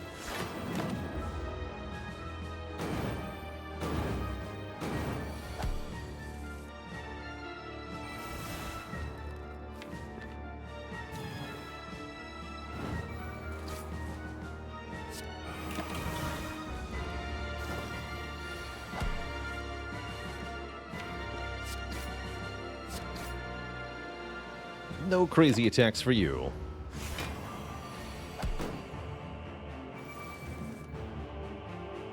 Let's just agree to disagree, okay? You remove all your debuffs, I remove all mine.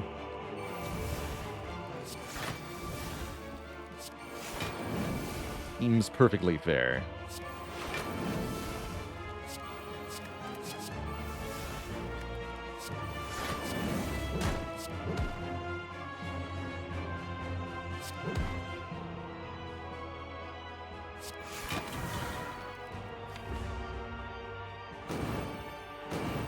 Toasty. And delicious. GG. Quirtvert, thanks for the 9 months. Hell yeah. GG, yeah. Two thump, two thump, two thump. A deep pulsing dread can be felt throughout the room. Is this the heart of the Spire, the source of all this spare change rattling around in your pockets? You ready your blade? Dealing 2240 damage. The heart squirms and bleeds, but is ultimately still here. I think I would have managed to kill it by now, but I guess not. So we have 108 hit points as we go into the end game here. I'm going to upgrade... Actually, I should probably upgrade Evolve. Lots of reason I haven't upgraded Evolve this late in the game. Apotheosis is not bad. Orange Pellets is not bad. Let's start with Orange Pellets. There's a pen nib behind it. Let's go Apotheosis. Double Mind Blast. No such thing as too many shrugs here. I might even buy one more Spot Weakness. I am going to buy one Metallicize because I want to know what's behind it. I would buy Barricade, Feel No Pain, or a few other things. There's Feel No Pain. And let's remove a Strike. I could take Kunai for even more dexterity. I do like Pen Nib. Doubling the damage of every 10th attack can be very strong with the Body Slam and such. Yeah, now we've got Dual Wield Feel No Pain. That's pretty good. Hold Flame? I don't think so. Let's take an Akabeko. Seems good. Even the Mind Blasts actually do pretty good damage.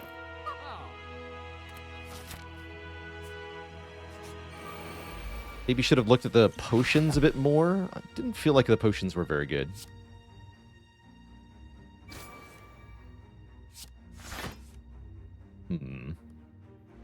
Probably use the Swift Pot next turn. I think so. We full block this, no problem, but we have 2 burns put directly on top of the deck. Which becomes a little bit annoying. Wow, what a draw, though.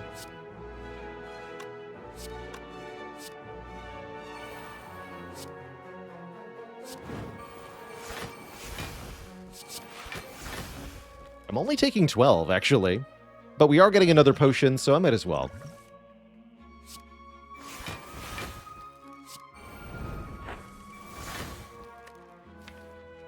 Got me Body Slab.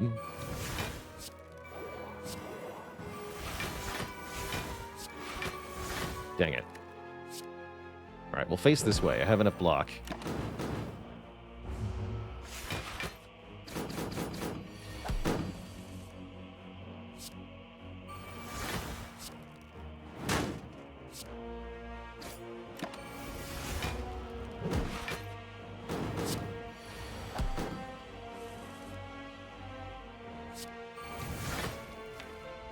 Guess I'm going to dual wield this Pommel Strike for lack of any other option at the moment.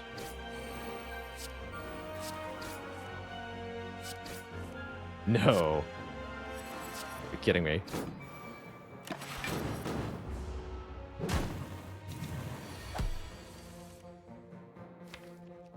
now we're there.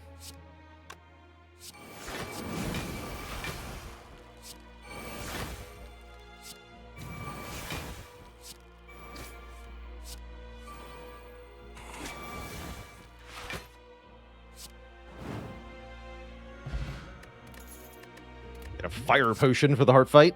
Can buy another, or can take another dual wield if we want to. Another dual wield actually seems kind of cool, honestly. Let's do it. And we'll upgrade 2 random attacks, getting one of the pommel strikes upgraded. Yeah, I think another dual wield is funny here. We go into the heart fight with 103 health. We draw a Dark Embrace on turn 1. That's pretty good.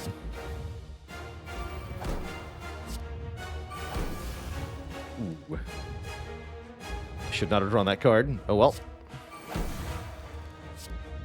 Should not have drawn that card.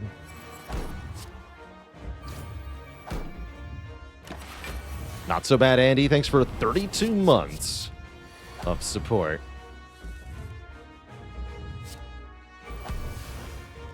Lambe. Alright, didn't draw power this turn. That's fine. We block for a reasonable amount, and we deal quite a bit of damage back.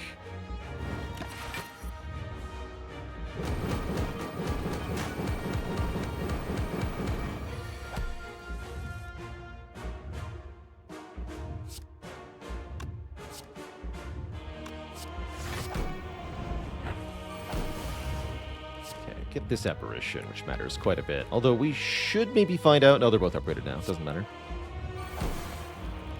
Does not matter.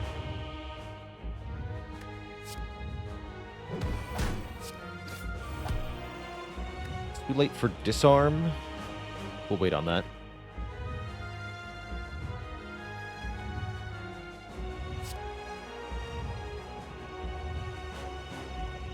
I guess the power through is draw positive for the future. Let's do this then. Okay, a pretty good first cycle, all things considered. This draw is quite bad, though. Whiffing both Apparition and Spot Weakness is certainly undesirable. We whiffed most of the initial draws with the Evolve, too, but that's okay. We still have the Apparition, at least.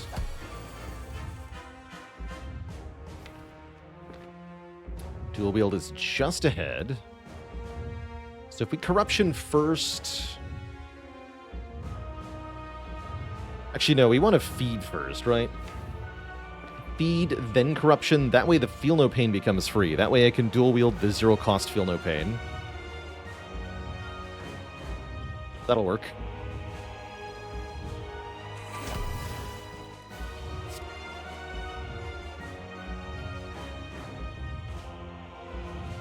Well, I could play dual wield first in case I want to keep dual wields. I don't think that's necessary.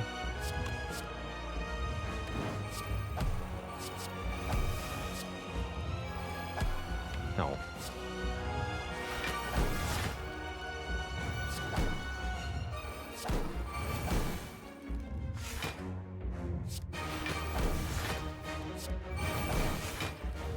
Big Blanc.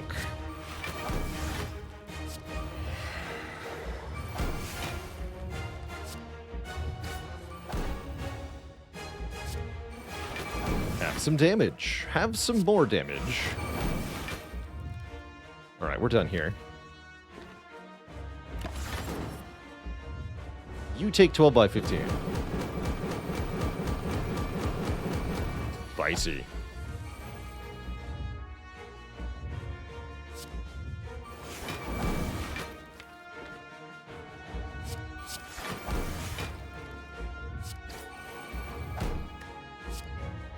Won't do any damage. There's no need to do that yet.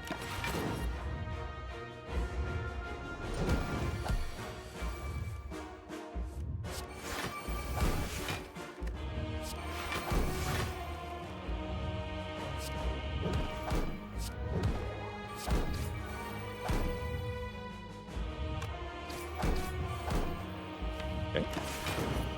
We can disarm now that we've removed the artifact. The next multi-hit is actually less bad than the previous one. We also seem to be winning.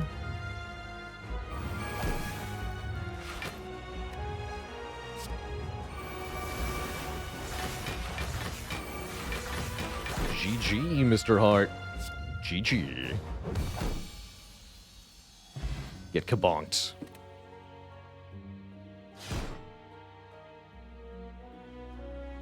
GG. Practically at 20 already. That's right. You know what they say, 3 out of 20 ain't bad. GG, Twitch chat. What a great Apparitions run. And with 112 hit points and a freed fairy. GG. GG. Now, what Twitch chat has it been done?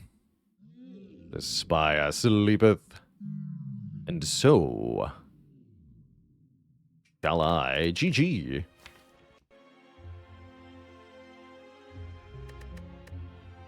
A lot of cards. 43 cards.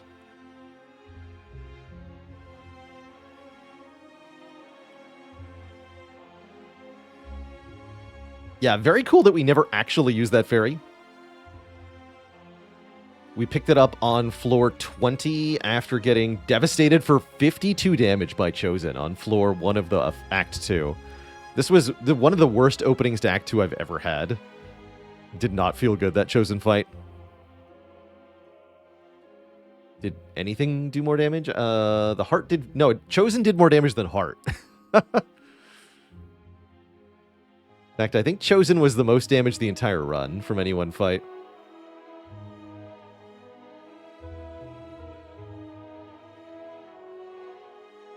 Yeah. Repto did 31, so Chosen officially worse than Heart and Reptomancer. Good lord. Good lord. Prince of Winter says, how to properly get into Barricade / Shield Bash. Starts with some upfront block cards, Shrug It Off, Impervious, Power Through and Second Wind can help. You can't start with Body Slam as your initial damage, usually, so you'll want to have some front-loaded damage, especially AoE damage, like Immolate can really help to supplement the Body Slam thing. But I think that's perhaps part of the important realization, is that a good Body Slam deck will win about 80% of the fights in Spire really well, and the remaining 20% it will be terrible against. Fights where you can't accumulate block or you have too many enemies to Body Slam. So you need to have an answer to those other fights to shore up your weakness, so to speak.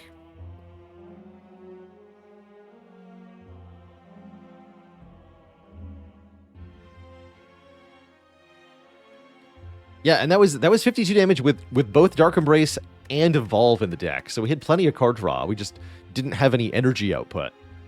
The Slaver's Collar really hurt us in that Chosen fight specifically.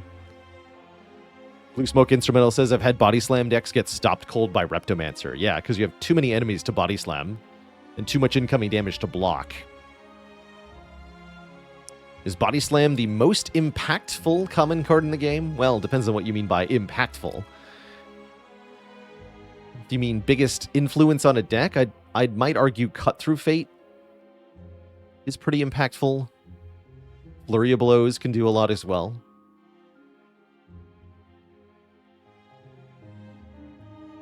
In terms of hitting really hard, Heavy Blade does more damage at common. Heavy Blade can do 5,000 damage as a common card.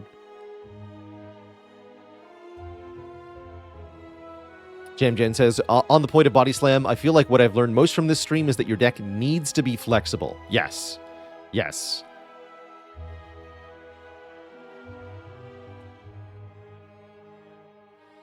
Hologram. Oh yeah, Hologram's a big deal. Hologram can form infinite combos. Hologram can do hot nonsense. What makes Cut Through Fate most impactful is that it's easy access to Scry that is also damage on Watcher, really enabling Watcher to cleanly and consistently execute her aggro damage plan and just kill all the enemies. Have they ever forgotten any key in the last moment? We've forgotten all of 3 of the keys one time on stream, I believe. One time was enough for me. I was sufficiently embarrassed that I haven't done it again since. But yeah, we've forgotten at least each of the keys one time. Gandalf Bond, thanks for the Prime sub in the 23 months. All right, Twitch chat. I'm going to be back in just a couple minutes here for another run of Spire, but I need a quick snack before that happens. So, I'll be back in 5 to 10 minutes for some more Spire. How do you make sure your deck is ready for Stabby Book if you're missing a clear direction? It's mostly a question of can you do 170 damage in 4 to 5 turns? That's kind of your timer. Disarm and Weakness and Tori can all help. Strength down of any kind really helps, but it's mostly a question of can you do 170 damage to one target in 4 or 5 turns? If you can't, you're not ready for Book of Stabbing. All right, I will be right back. Twitch chat. Don't go nowhere.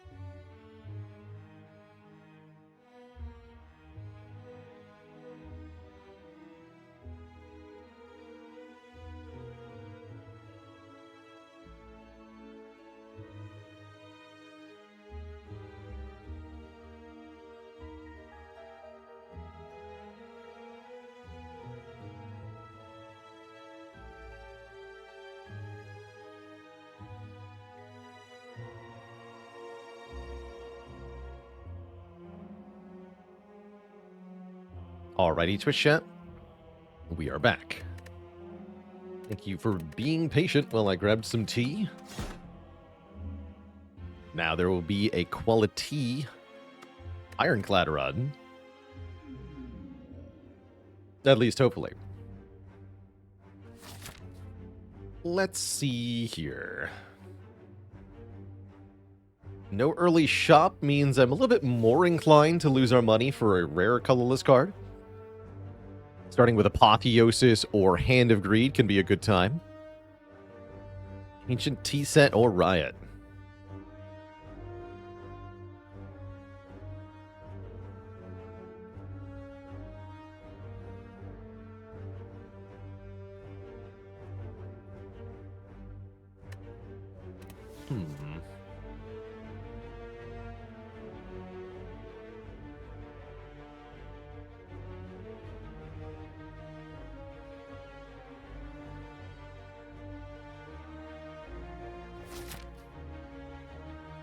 Act Boss is Slime Boss, which does make, I think, rare colorless card a little bit better.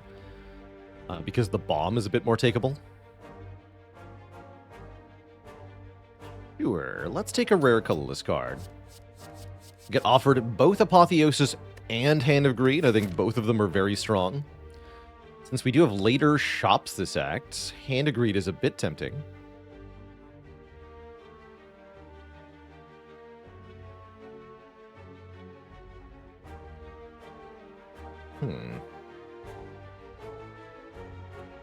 Although there won't be a big payoff till Act 2.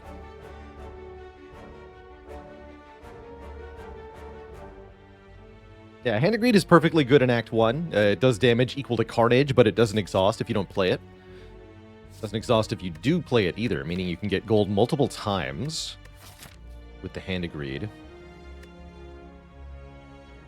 Early Hand of Greed slaps so hard. You know, let's just do a Hand of Greed run. Apo pays off later. Upgrading everything is pretty strong. Being able to take Fusion Hammer is nice. It's true. It's true.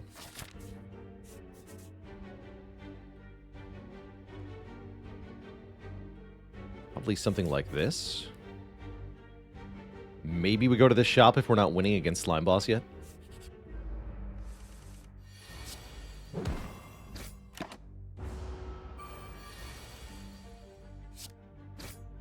Get hogged. Look at that. A clean kill in the first fight, scoring us plus 20 gold. We take a Power Through, Perfected Strike, or an Infernal Blade. Early Power Through is kind of cool, actually, and means we have lots of reasons to take an Evolve. I'm also perfectly happy with Infernal Blade here. I don't think I would ever take Perfected Strike, because we already have the role of 2-cost attack filled by Hand of Greed. But let's take a Power Through. It's a very strong block card in hallway combats. Use you both. And like I said, if we find an Evolve or anything, then that becomes a very good take as well.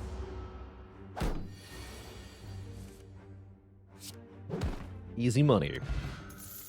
Get a Heart of Iron, 6 Metallicize in a jar. They take a Pummel Strike or an Anger to go with Hand of Greed here. I think with the Power Through, I want a Pummel Strike for a bit of draw. Anger is quite solid here. Maybe we'll take an Anger if we find another one.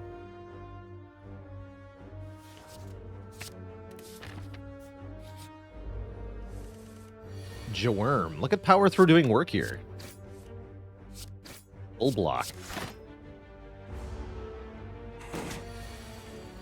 Ooh, and then we almost get a kill on this turn, but not quite.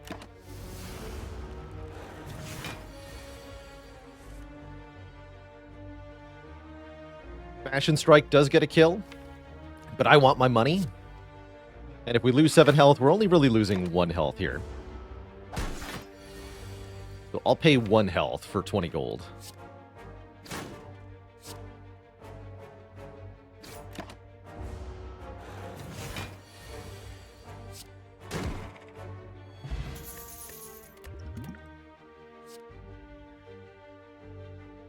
Card draw.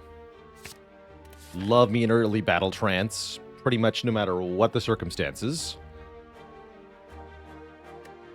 Got good potions. I've got pretty good cards. I don't feel like I need to take 2 more fights. Let's take 1 more fight.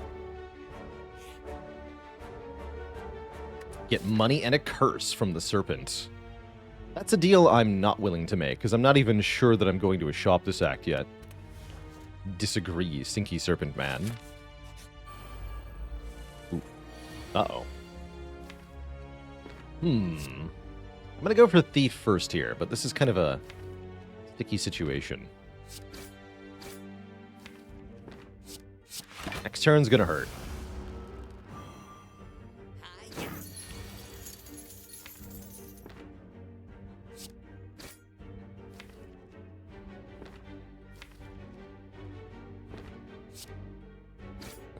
I'm going to choose not to play Battle Trance here so that we guaranteed hand-agreed kill the Thief next turn. Thankfully, the slime does not attack me.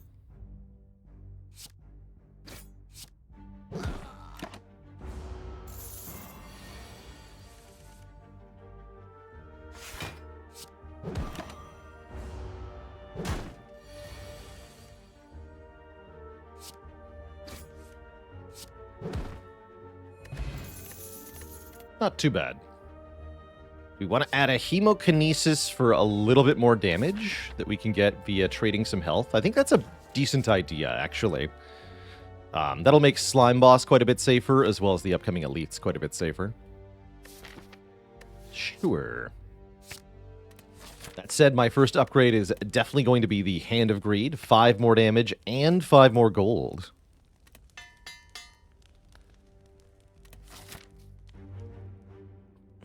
Okay, this would be a great time to randomly make... I guess not a shop. We're not that rich yet. Give me an upgrade. More money or a remove.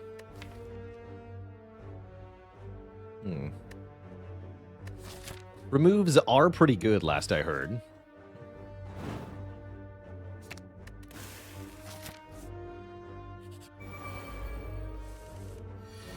And now the sentries.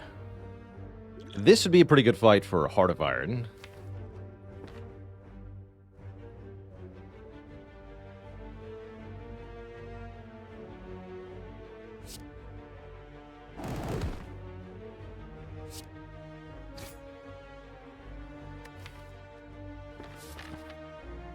Yeah, let's use this here. 6 block per turn will add up pretty fast. And should make it easier to get 75 gold in this fight. That's a definite hope for us.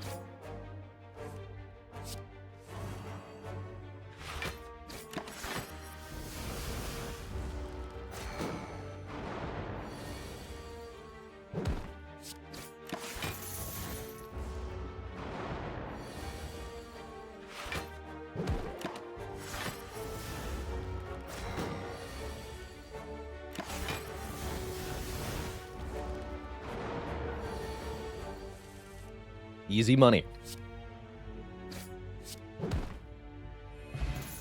Now we're really loaded. We get a Maw Bank, 12 gold per floor. I guess I won't go to this shop. We'll go to a shop in Act 2. Sounds pretty good. Let's grab an uppercut so that we can punch stuff hard.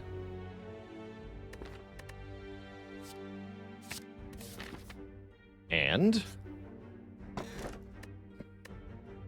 classic Matryoshka from the first chest. I often like skipping it when you find it in the situation. You don't get the extra relic until Act 3. Effectively. And it makes it easier for us to take Curse Key after Act 1 or Act 2. That's right, we could make up to 100 gold from Slime Boss by killing all 4 of the mini slimes. Not likely, but it's possible. Uppercut next turn. Hand Agreed turn 3, please, please. Close enough. We can at least kill it next turn. That's fine. We don't get the money this time. I'm okay with that. Although Uppercut Power Through takes very little damage. I don't see any reason to try to fish for money here. Art of War. If we play no attacks on our turn, we'll get extra energy on the next turn. That makes Shrug It Off a bit better. I like Shrug in general anyway. Welcome.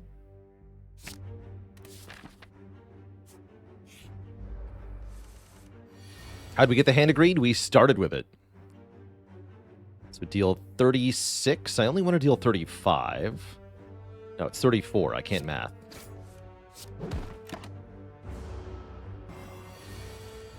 Good job, me. Valhalla Hawk, thanks for the Prime sub. Welcome to the Cozy Sub Club.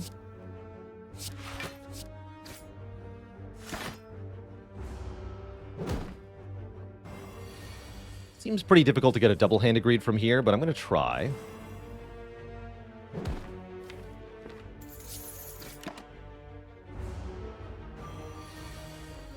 Ooh, promising.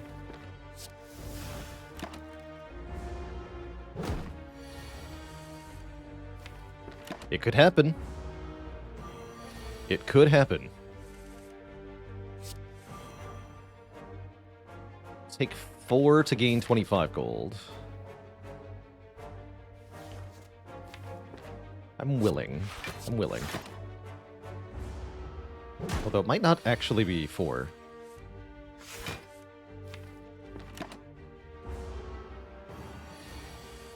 Ah, boo. All right. Bummer. Do I want another uppercut? Not really. Do I want another power through? Not before I have evolve. We do have power potion, which makes me feel a lot better about slime boss, though. So I think we just keep hoarding money into Act 2 here. Try to save up for a big spend.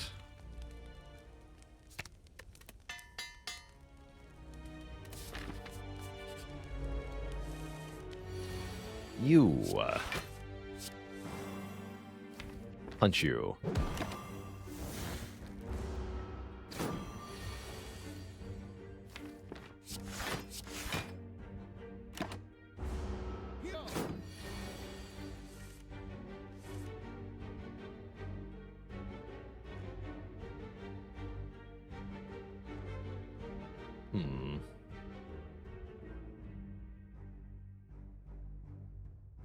I can't kill him.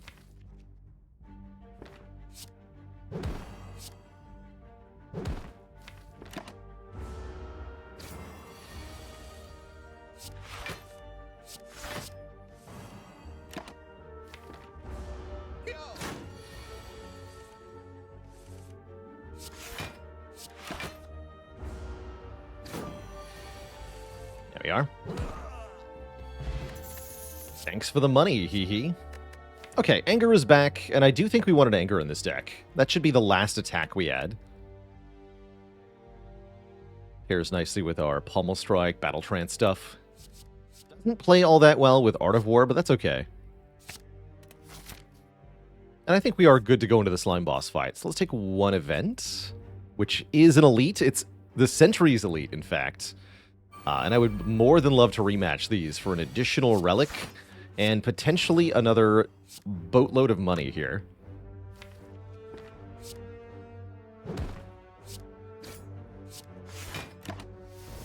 Up to 75 gold plus the base amount they drop, which is already more than a normal elite would drop. Very cool.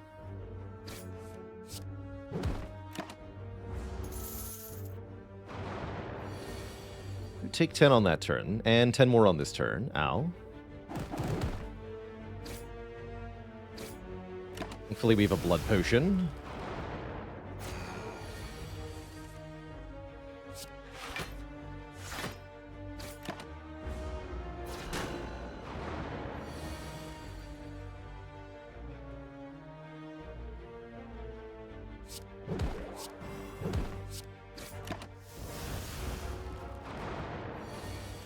All right, 50 gold will do. We're still plenty rich. We get 55 more, so we're at 573 now. Get an Ancient Tea set. 2 energy on turn 1 of the Slime Boss fight. We get an impervious 30 block one time. Very cool. Very cool. So 43 health and a power potion going into Slime Boss. We can upgrade Battle Trance, Impervious, Hemokinesis, perhaps one of the block cards, perhaps Anger.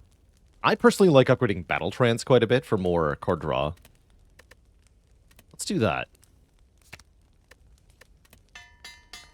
And I am going to use the power potion in this fight. Because I do think we need some help, and this turn 1 kind of sucks. Fire breathing will do it.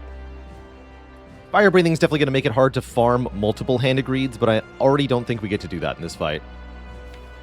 Corruption is overkill.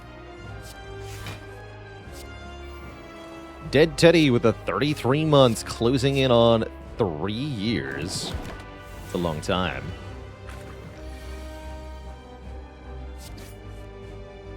Bonk.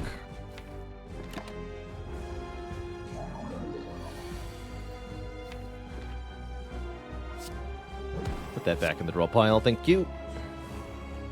Oof. Although I didn't want to draw it there. Oh well. Get toasted.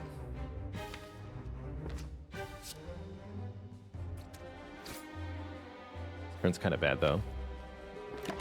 Oh well.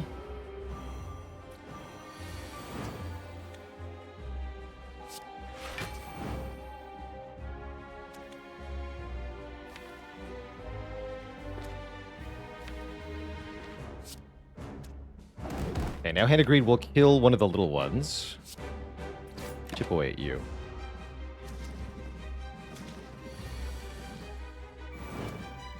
Nice. Yeah, I don't plan on Hand of Greeding all of them. In fact, I think we only get the one, because the Fire Breathing will kill all of them with all the slime in the draw pile.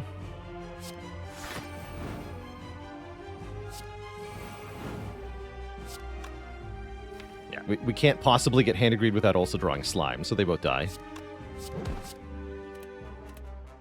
I'll take my 1 Hand of Greed, my 693 gold as we go into Act 2. We're also offered Reaper and Barricade. I have to say, with Power Through and Impervious, that is a better Barricade than normal. I also like it a lot with the Art of War and the Ancient Tea set. We don't have any strength to make Reaper any good. Maybe this is a Barricade. I think it's kind of bad in the short term. But where we're headed, it's going to help. Makes the Impervious upgrade really good as well. Can Courier appear in the shop? No. Let's take Barricade. And we're offered Sozu Runic Cube Philosopher's Stone. Interesting. I don't like Philosopher's Stone Barricade at all. It's one of my least favorite non-bows. Retain your block, but make the enemies do more damage so that you can't block. I guess I'm okay with the Sozu here. We got lots of card draw. More energy is very helpful, so we can do Uppercut, Hand of Greed, or play Barricade and another card. Let's take Sozu. Means we won't be getting any new potions for the rest of the run, which is definitely uncomfortable. But that's okay. Oh boy, those are some uncomfortable shops. If we go to this shop, and I think we will, then we're either careening headlong into an elite, or we're fighting the Burning Elite. Neither option is very appealing to me. But I also don't think we have that much of a choice, because the other option is fight this elite without the shop, or still fight the Burning Elite. So yeah, we have no choice here. We fight this elite, or this elite, or this elite. Sucks.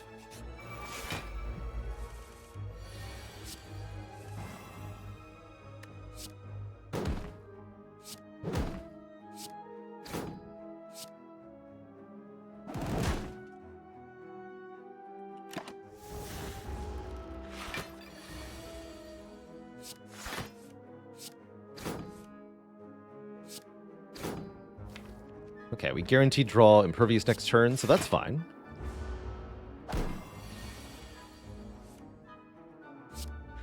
Impervious is perfect block.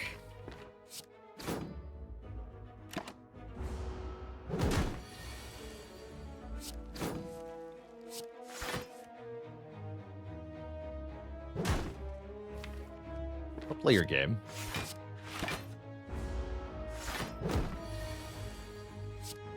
Thanks for the money.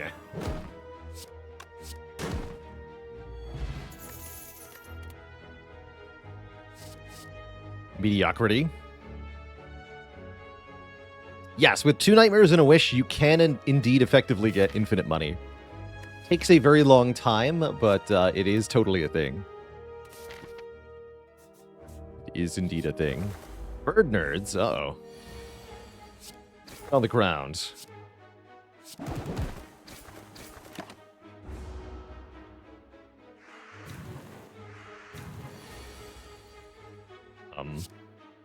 Very grateful in this moment for Impervious.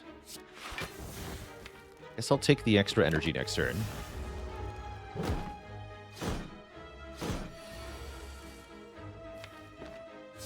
Freaking swoopers, man.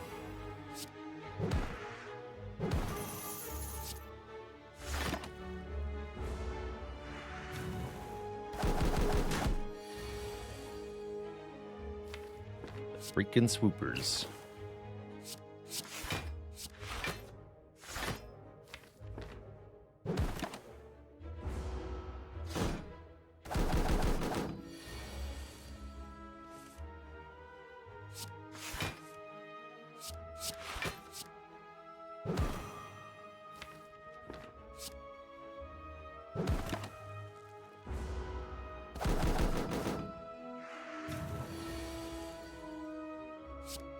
No. Garbage. Wow, that sucks. This is not quite enough damage to kill this bird. Ugh.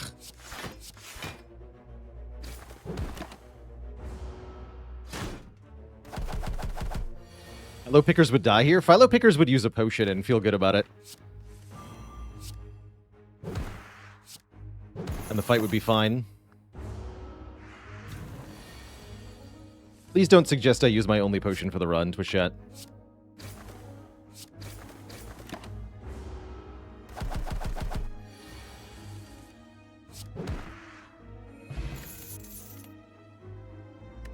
Okay, we get the evolve to go with the power through at least.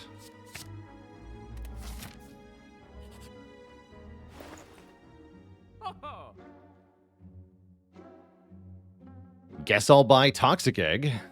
Seems okay. Do I want Strange Spoon? Yes? I think I do. What happens if you buy a potion? Sozu flashes angrily at you.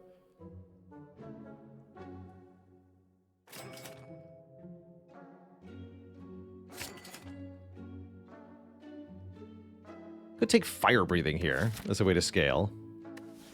It's quite an idea. Yeah, I like Strange Spoon True Grit here. Let's do it. And we still have lots of money. My spoon is too big. Oh dear.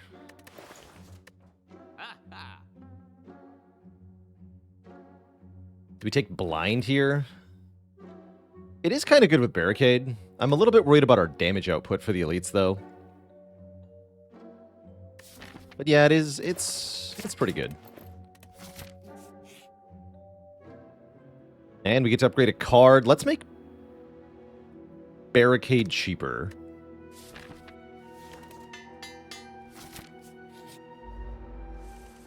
Spoon doesn't work with True Grit, right? That's correct. Spoon specifically affects cards that exhaust when they're played. So only if the card is played and exhausted at the same time will the spoon kick in. So cards that exhaust other cards, like True Grit, don't have that impact.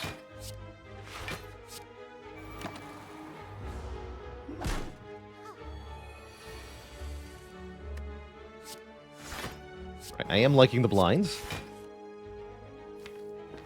True, I am.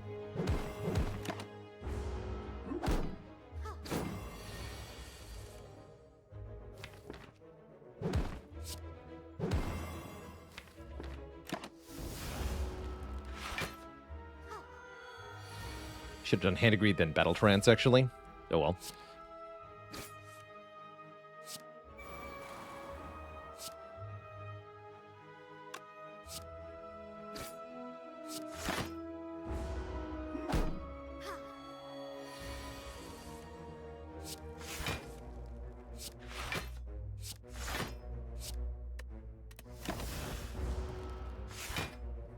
The blockening. There we go.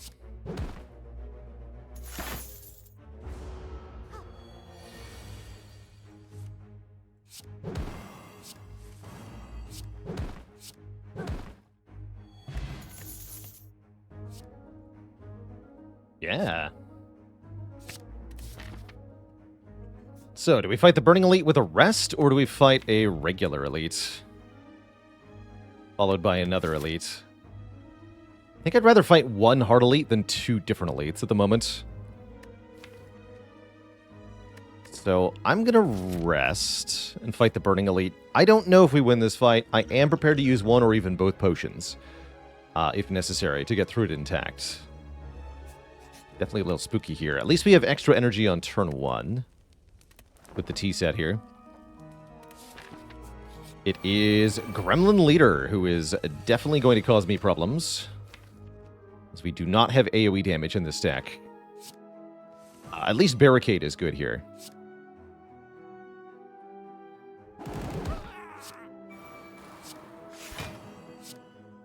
But it's a regenerating Gremlin Leader. I've got bad news, Swish Chat.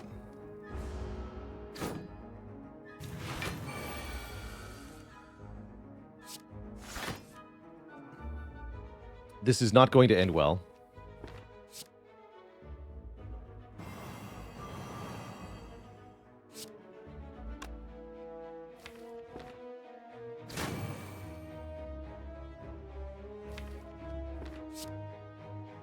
Be enough damage. Oh boy. Yeah, we're hosed.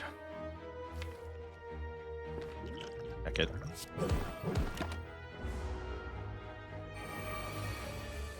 Okay, this is theoretically good.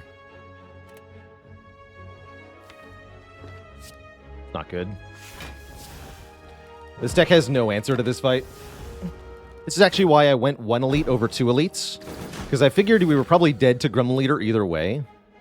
This way we only have half the chance of fighting Gremlin Leader, or even less, actually. But no, we're done for.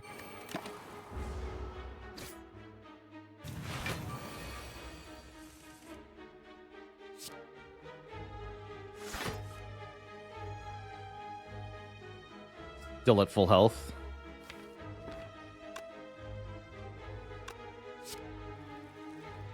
Ugh.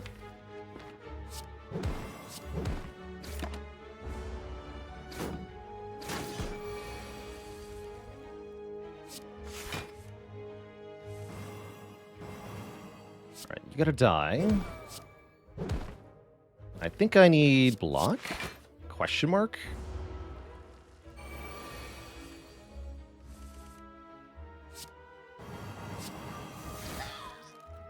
Yeah, kill these.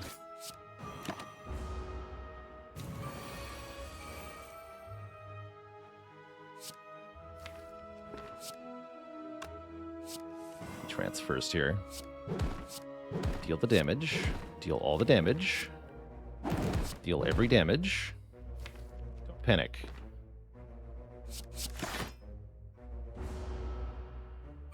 It's just 15 strength. No biggie, no biggie.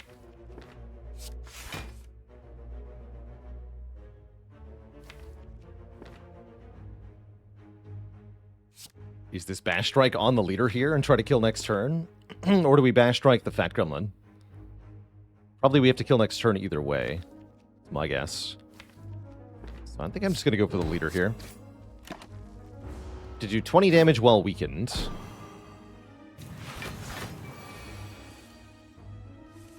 Which we do. Okay, we didn't die. That's really good news, actually. And we even got to keep one of our potions. All that for a pen nib, the emerald key, maybe another shockwave plus. How about a Warcry plus instead?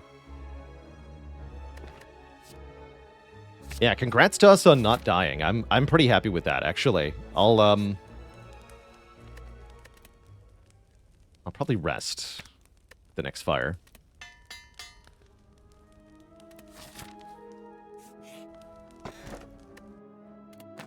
Paper Frog is back. That's kind of cool.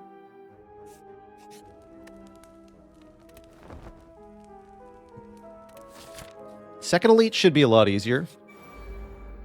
Potentially. Potentially a lot easier.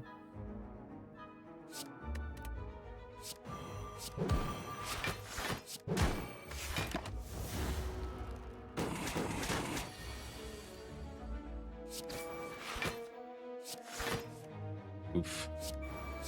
That's painful. That's a really bad draw order. Don't think we can kill this turn either. But we can mitigate most of the damage.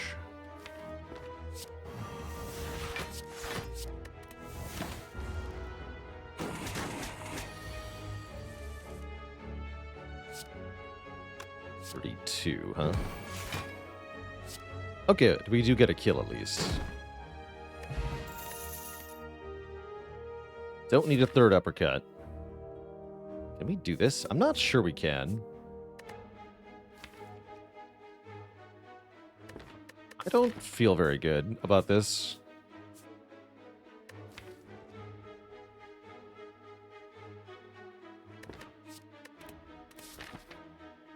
Alright, let's go to the shop. White Beast statue is garbage, although we are allowed to buy it. Orichalcum is a decent-ish. It's a pretty bad shop, though. Two completely useless relics on account of the Sozu. There is Body Slam, though. Body Slam's a thing. Let's take Body Slam.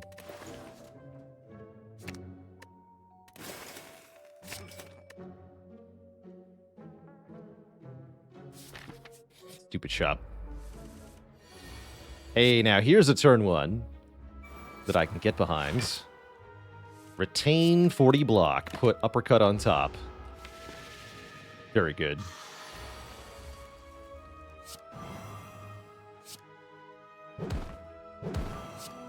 Boom. Destroyed Snecko.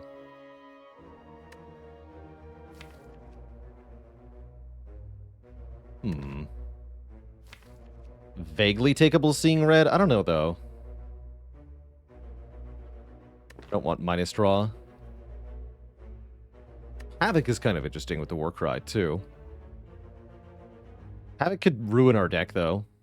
Especially if we're trying to rely on Body Slam. We hit Body Slam. It's very bad. I'm going to skip. Bird nerds. Good.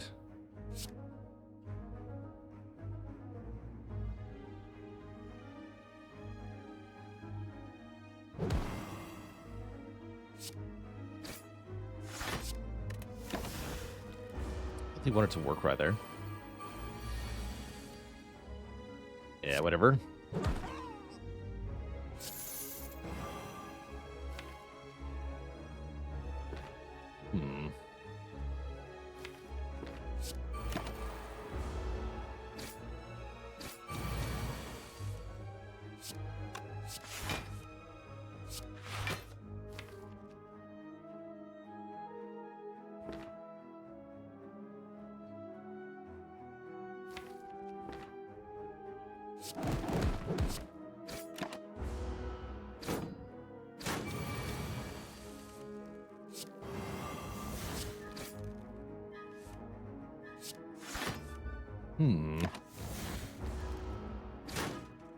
Ow. Please don't kill me.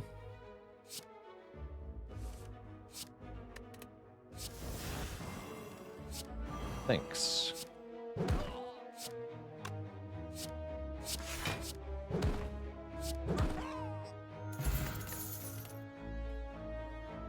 Tough. Definitely like another True Grit here. For more exhaust and more block. And I don't feel like we need any upgrade that badly going into champ. We have pretty good blocks already, as well as the key power barricade that will allow us to outscale the champion here, as long as we can outblock the champion. Question is, can we actually outblock champion here? I'm not 100% sure that we can. It's going to depend a little bit on his behavior.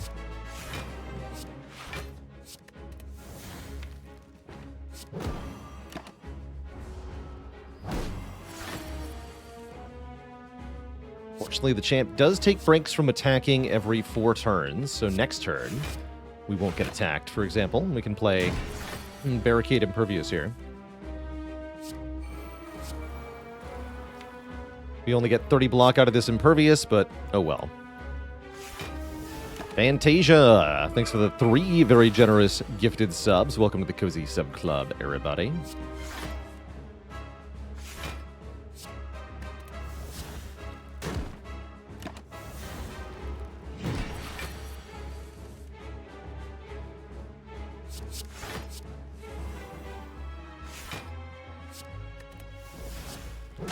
Keep those debuffs going. All we're going to need is one good Pen Nib Body Slam, I think.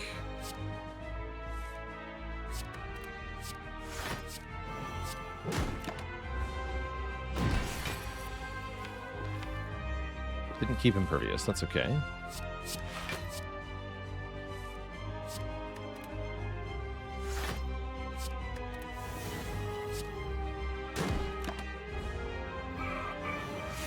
Call that a weapon?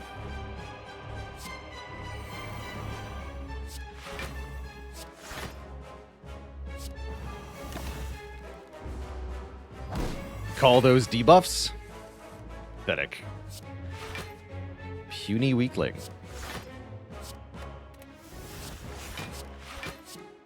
So this would put champ below half health, triggering the execute protocol. That would mean we would be vulnerable for execute. I don't think I want that to be the case. Let's not body slam here. Now we should bring champ below half if we get a decent opportunity to do so. And we do.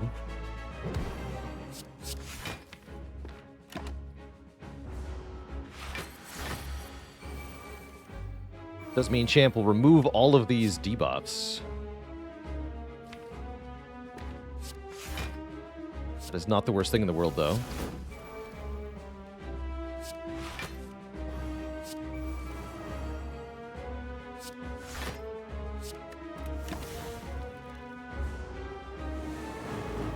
Impossible.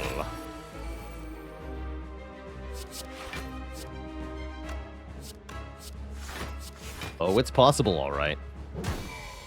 GG.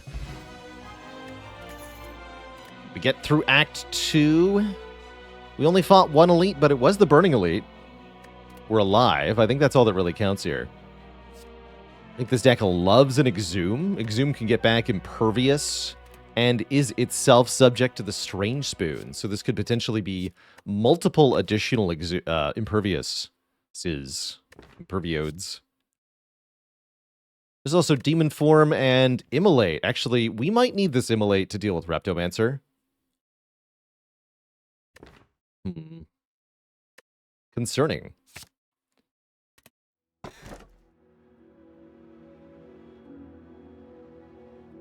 Guess I'll take a Kursky here. 5 energy sounds pretty good. Makes the barricade a lot more effective when you can play enough cards per turn. Means we'll want to skip the chest in Act 3. We already have the... we actually talked about this, right? We skipped the Matrushka so that we could take a Kursky more easily. And now here it is.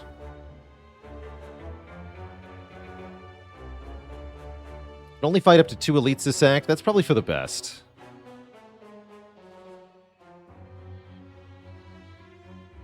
probably for the best. Well, I'm not even sure I want to fight 2, I'm going to be honest here. Just take a no elite Act 3. It is possible with this map. I think we should do 1. 1 elite Act 3. Something like this, perhaps? Could also go to the early shop if we want to.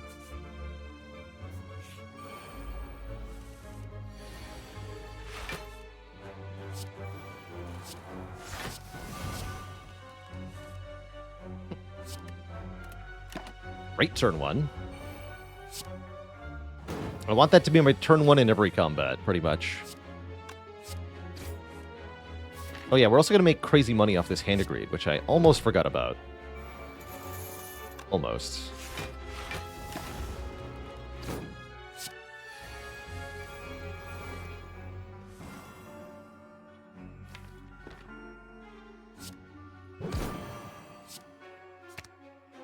So Spoon Preserved, Exhume, and Impervious. So we just got multiple more uses of Impervious there.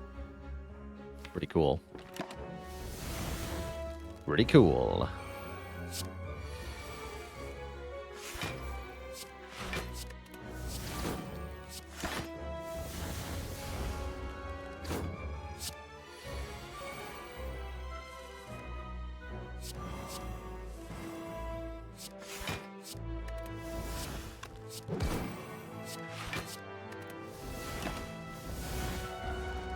Would a Feel No Pain be good here? I think so. Yeah, it wouldn't be as amazing as it would be without the spoon, but it would still be pretty good.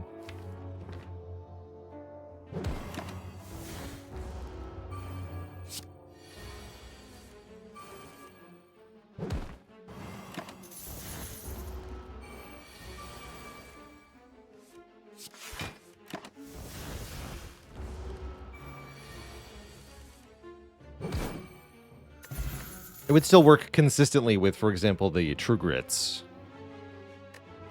Second Wind would be welcome as well. Alright, we have plenty of money. Let's check this shop out.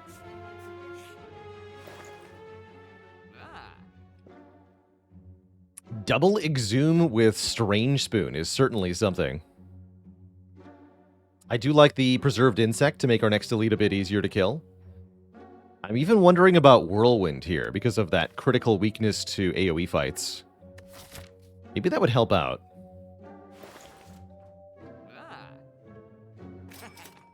So we can buy Whirlwind and a remove here.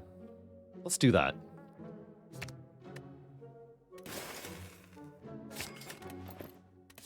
Let's do that.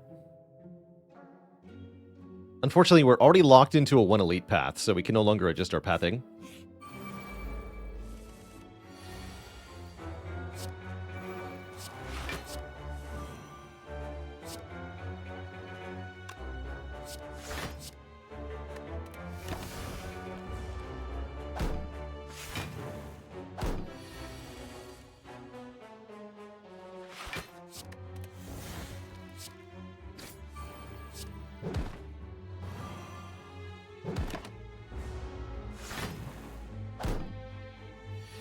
Just get wing boots. Easy. Easy peasy.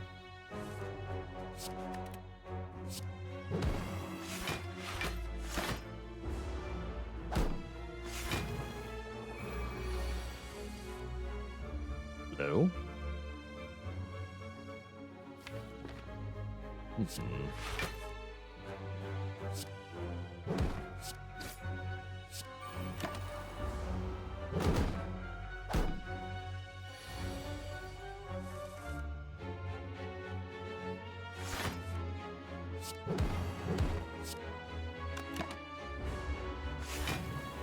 Could be pretty difficult to score 25 gold in this fight, but I think we also have a long time to prepare, so it's not too big a deal here.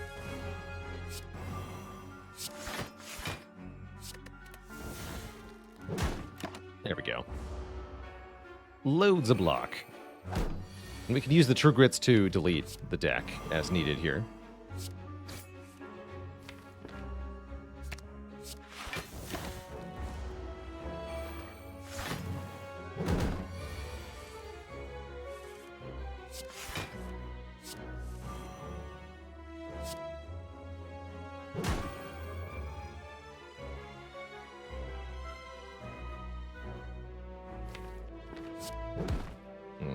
Close. Didn't see a way to get the hand grenade kill on that turn. Was pretty close.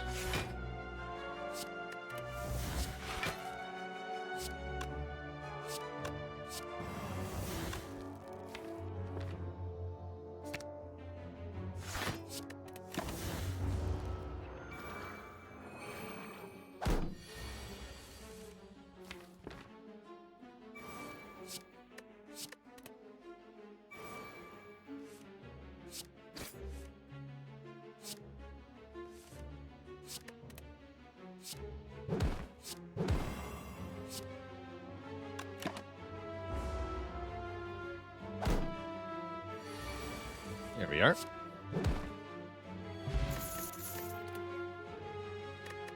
Got no strength for Heavy Blade.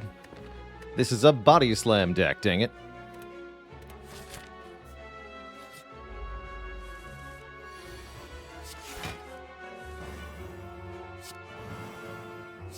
Bonk. This fight's pretty tough, actually. This one requires a lot of damage and slash or block very quickly, and without optimal draws, we completely fail to do that. So we're taking 25 here, which is not good, because we bricked our draw. Sucks to suck, as they say. Ow.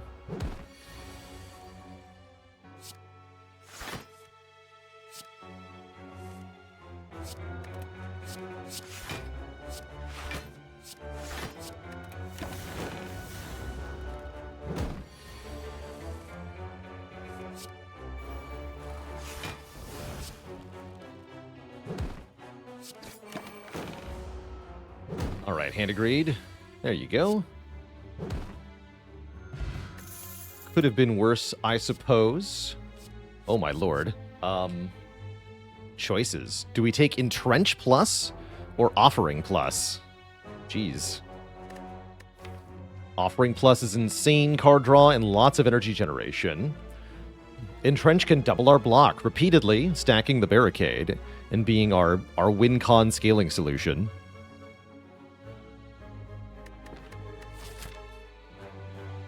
That sort of feel like it needs to be Entrench, but I'm a little worried we don't get the initial block without the offering. But yeah, I also don't see how we beat Heart without the Entrench currently. So I'll take Entrench. Wander immediately into a Merchant here.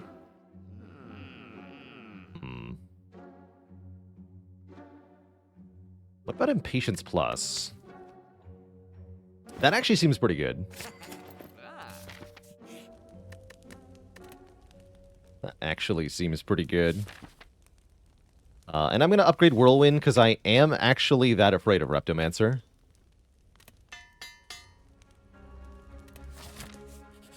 It's not Reptomancer. That's good news.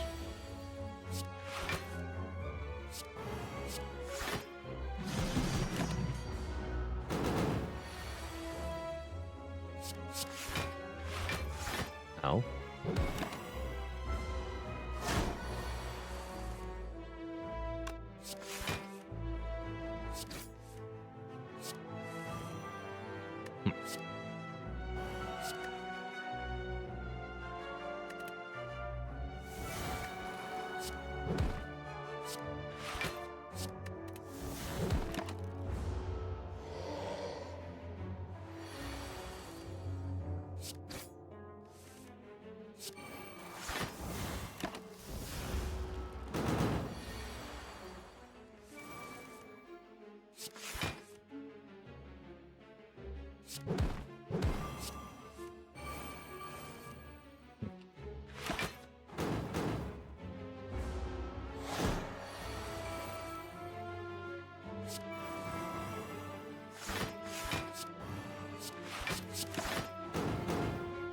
Might be prohibitive to hand agreed here, but we'll see.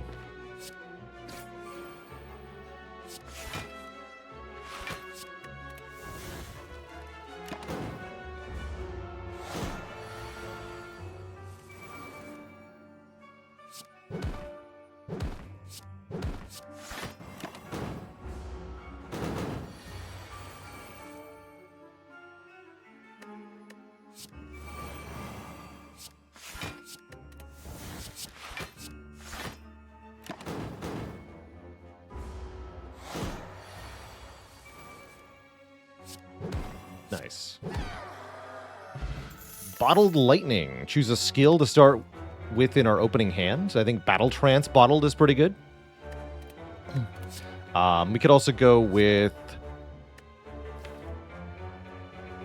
Shockwave Bottled. Would matter quite a bit in the hard fight. Let's do Bottled Shockwave.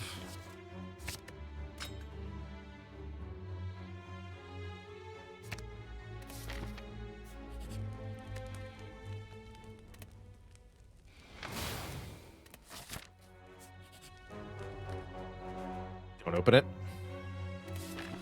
We have Curse Key. I don't want to curse.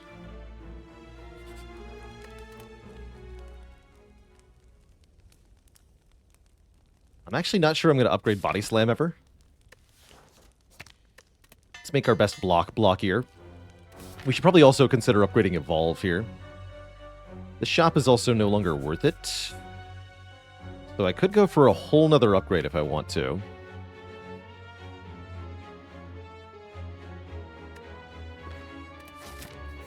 Maybe I will upgrade Body Slam. Oh, Hand of Greed, your time has come and gone. Although you can still earn us a lot of money. I'd say Hand of Greed, your time has come and gone.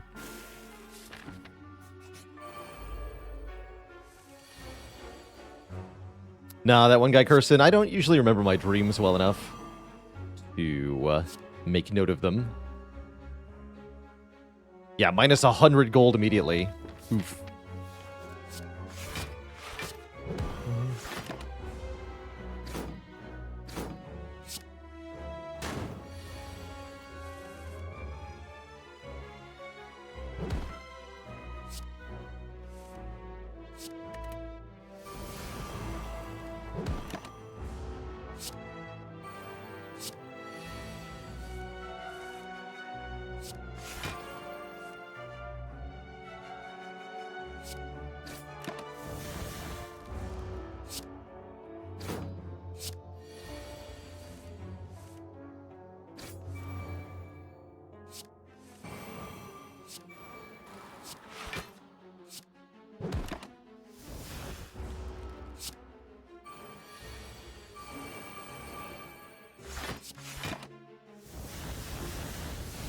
My hand is full.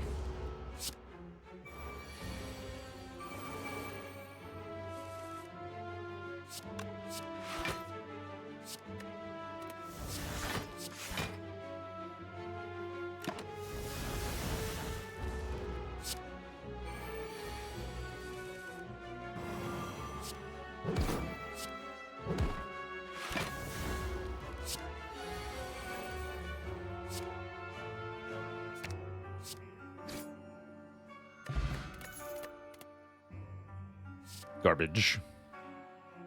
Wasn't it better to sacrifice blind? We could have done that. We do have some access to weaken outside of the blind.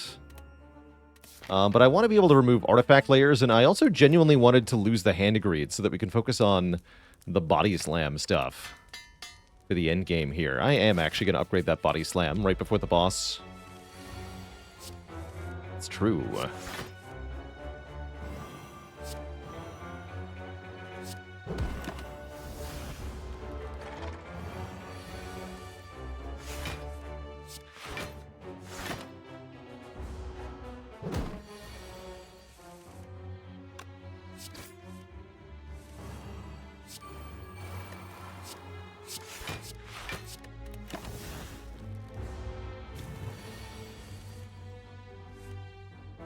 Don't have quite enough of a draw engine to make the Entrench really impressive yet.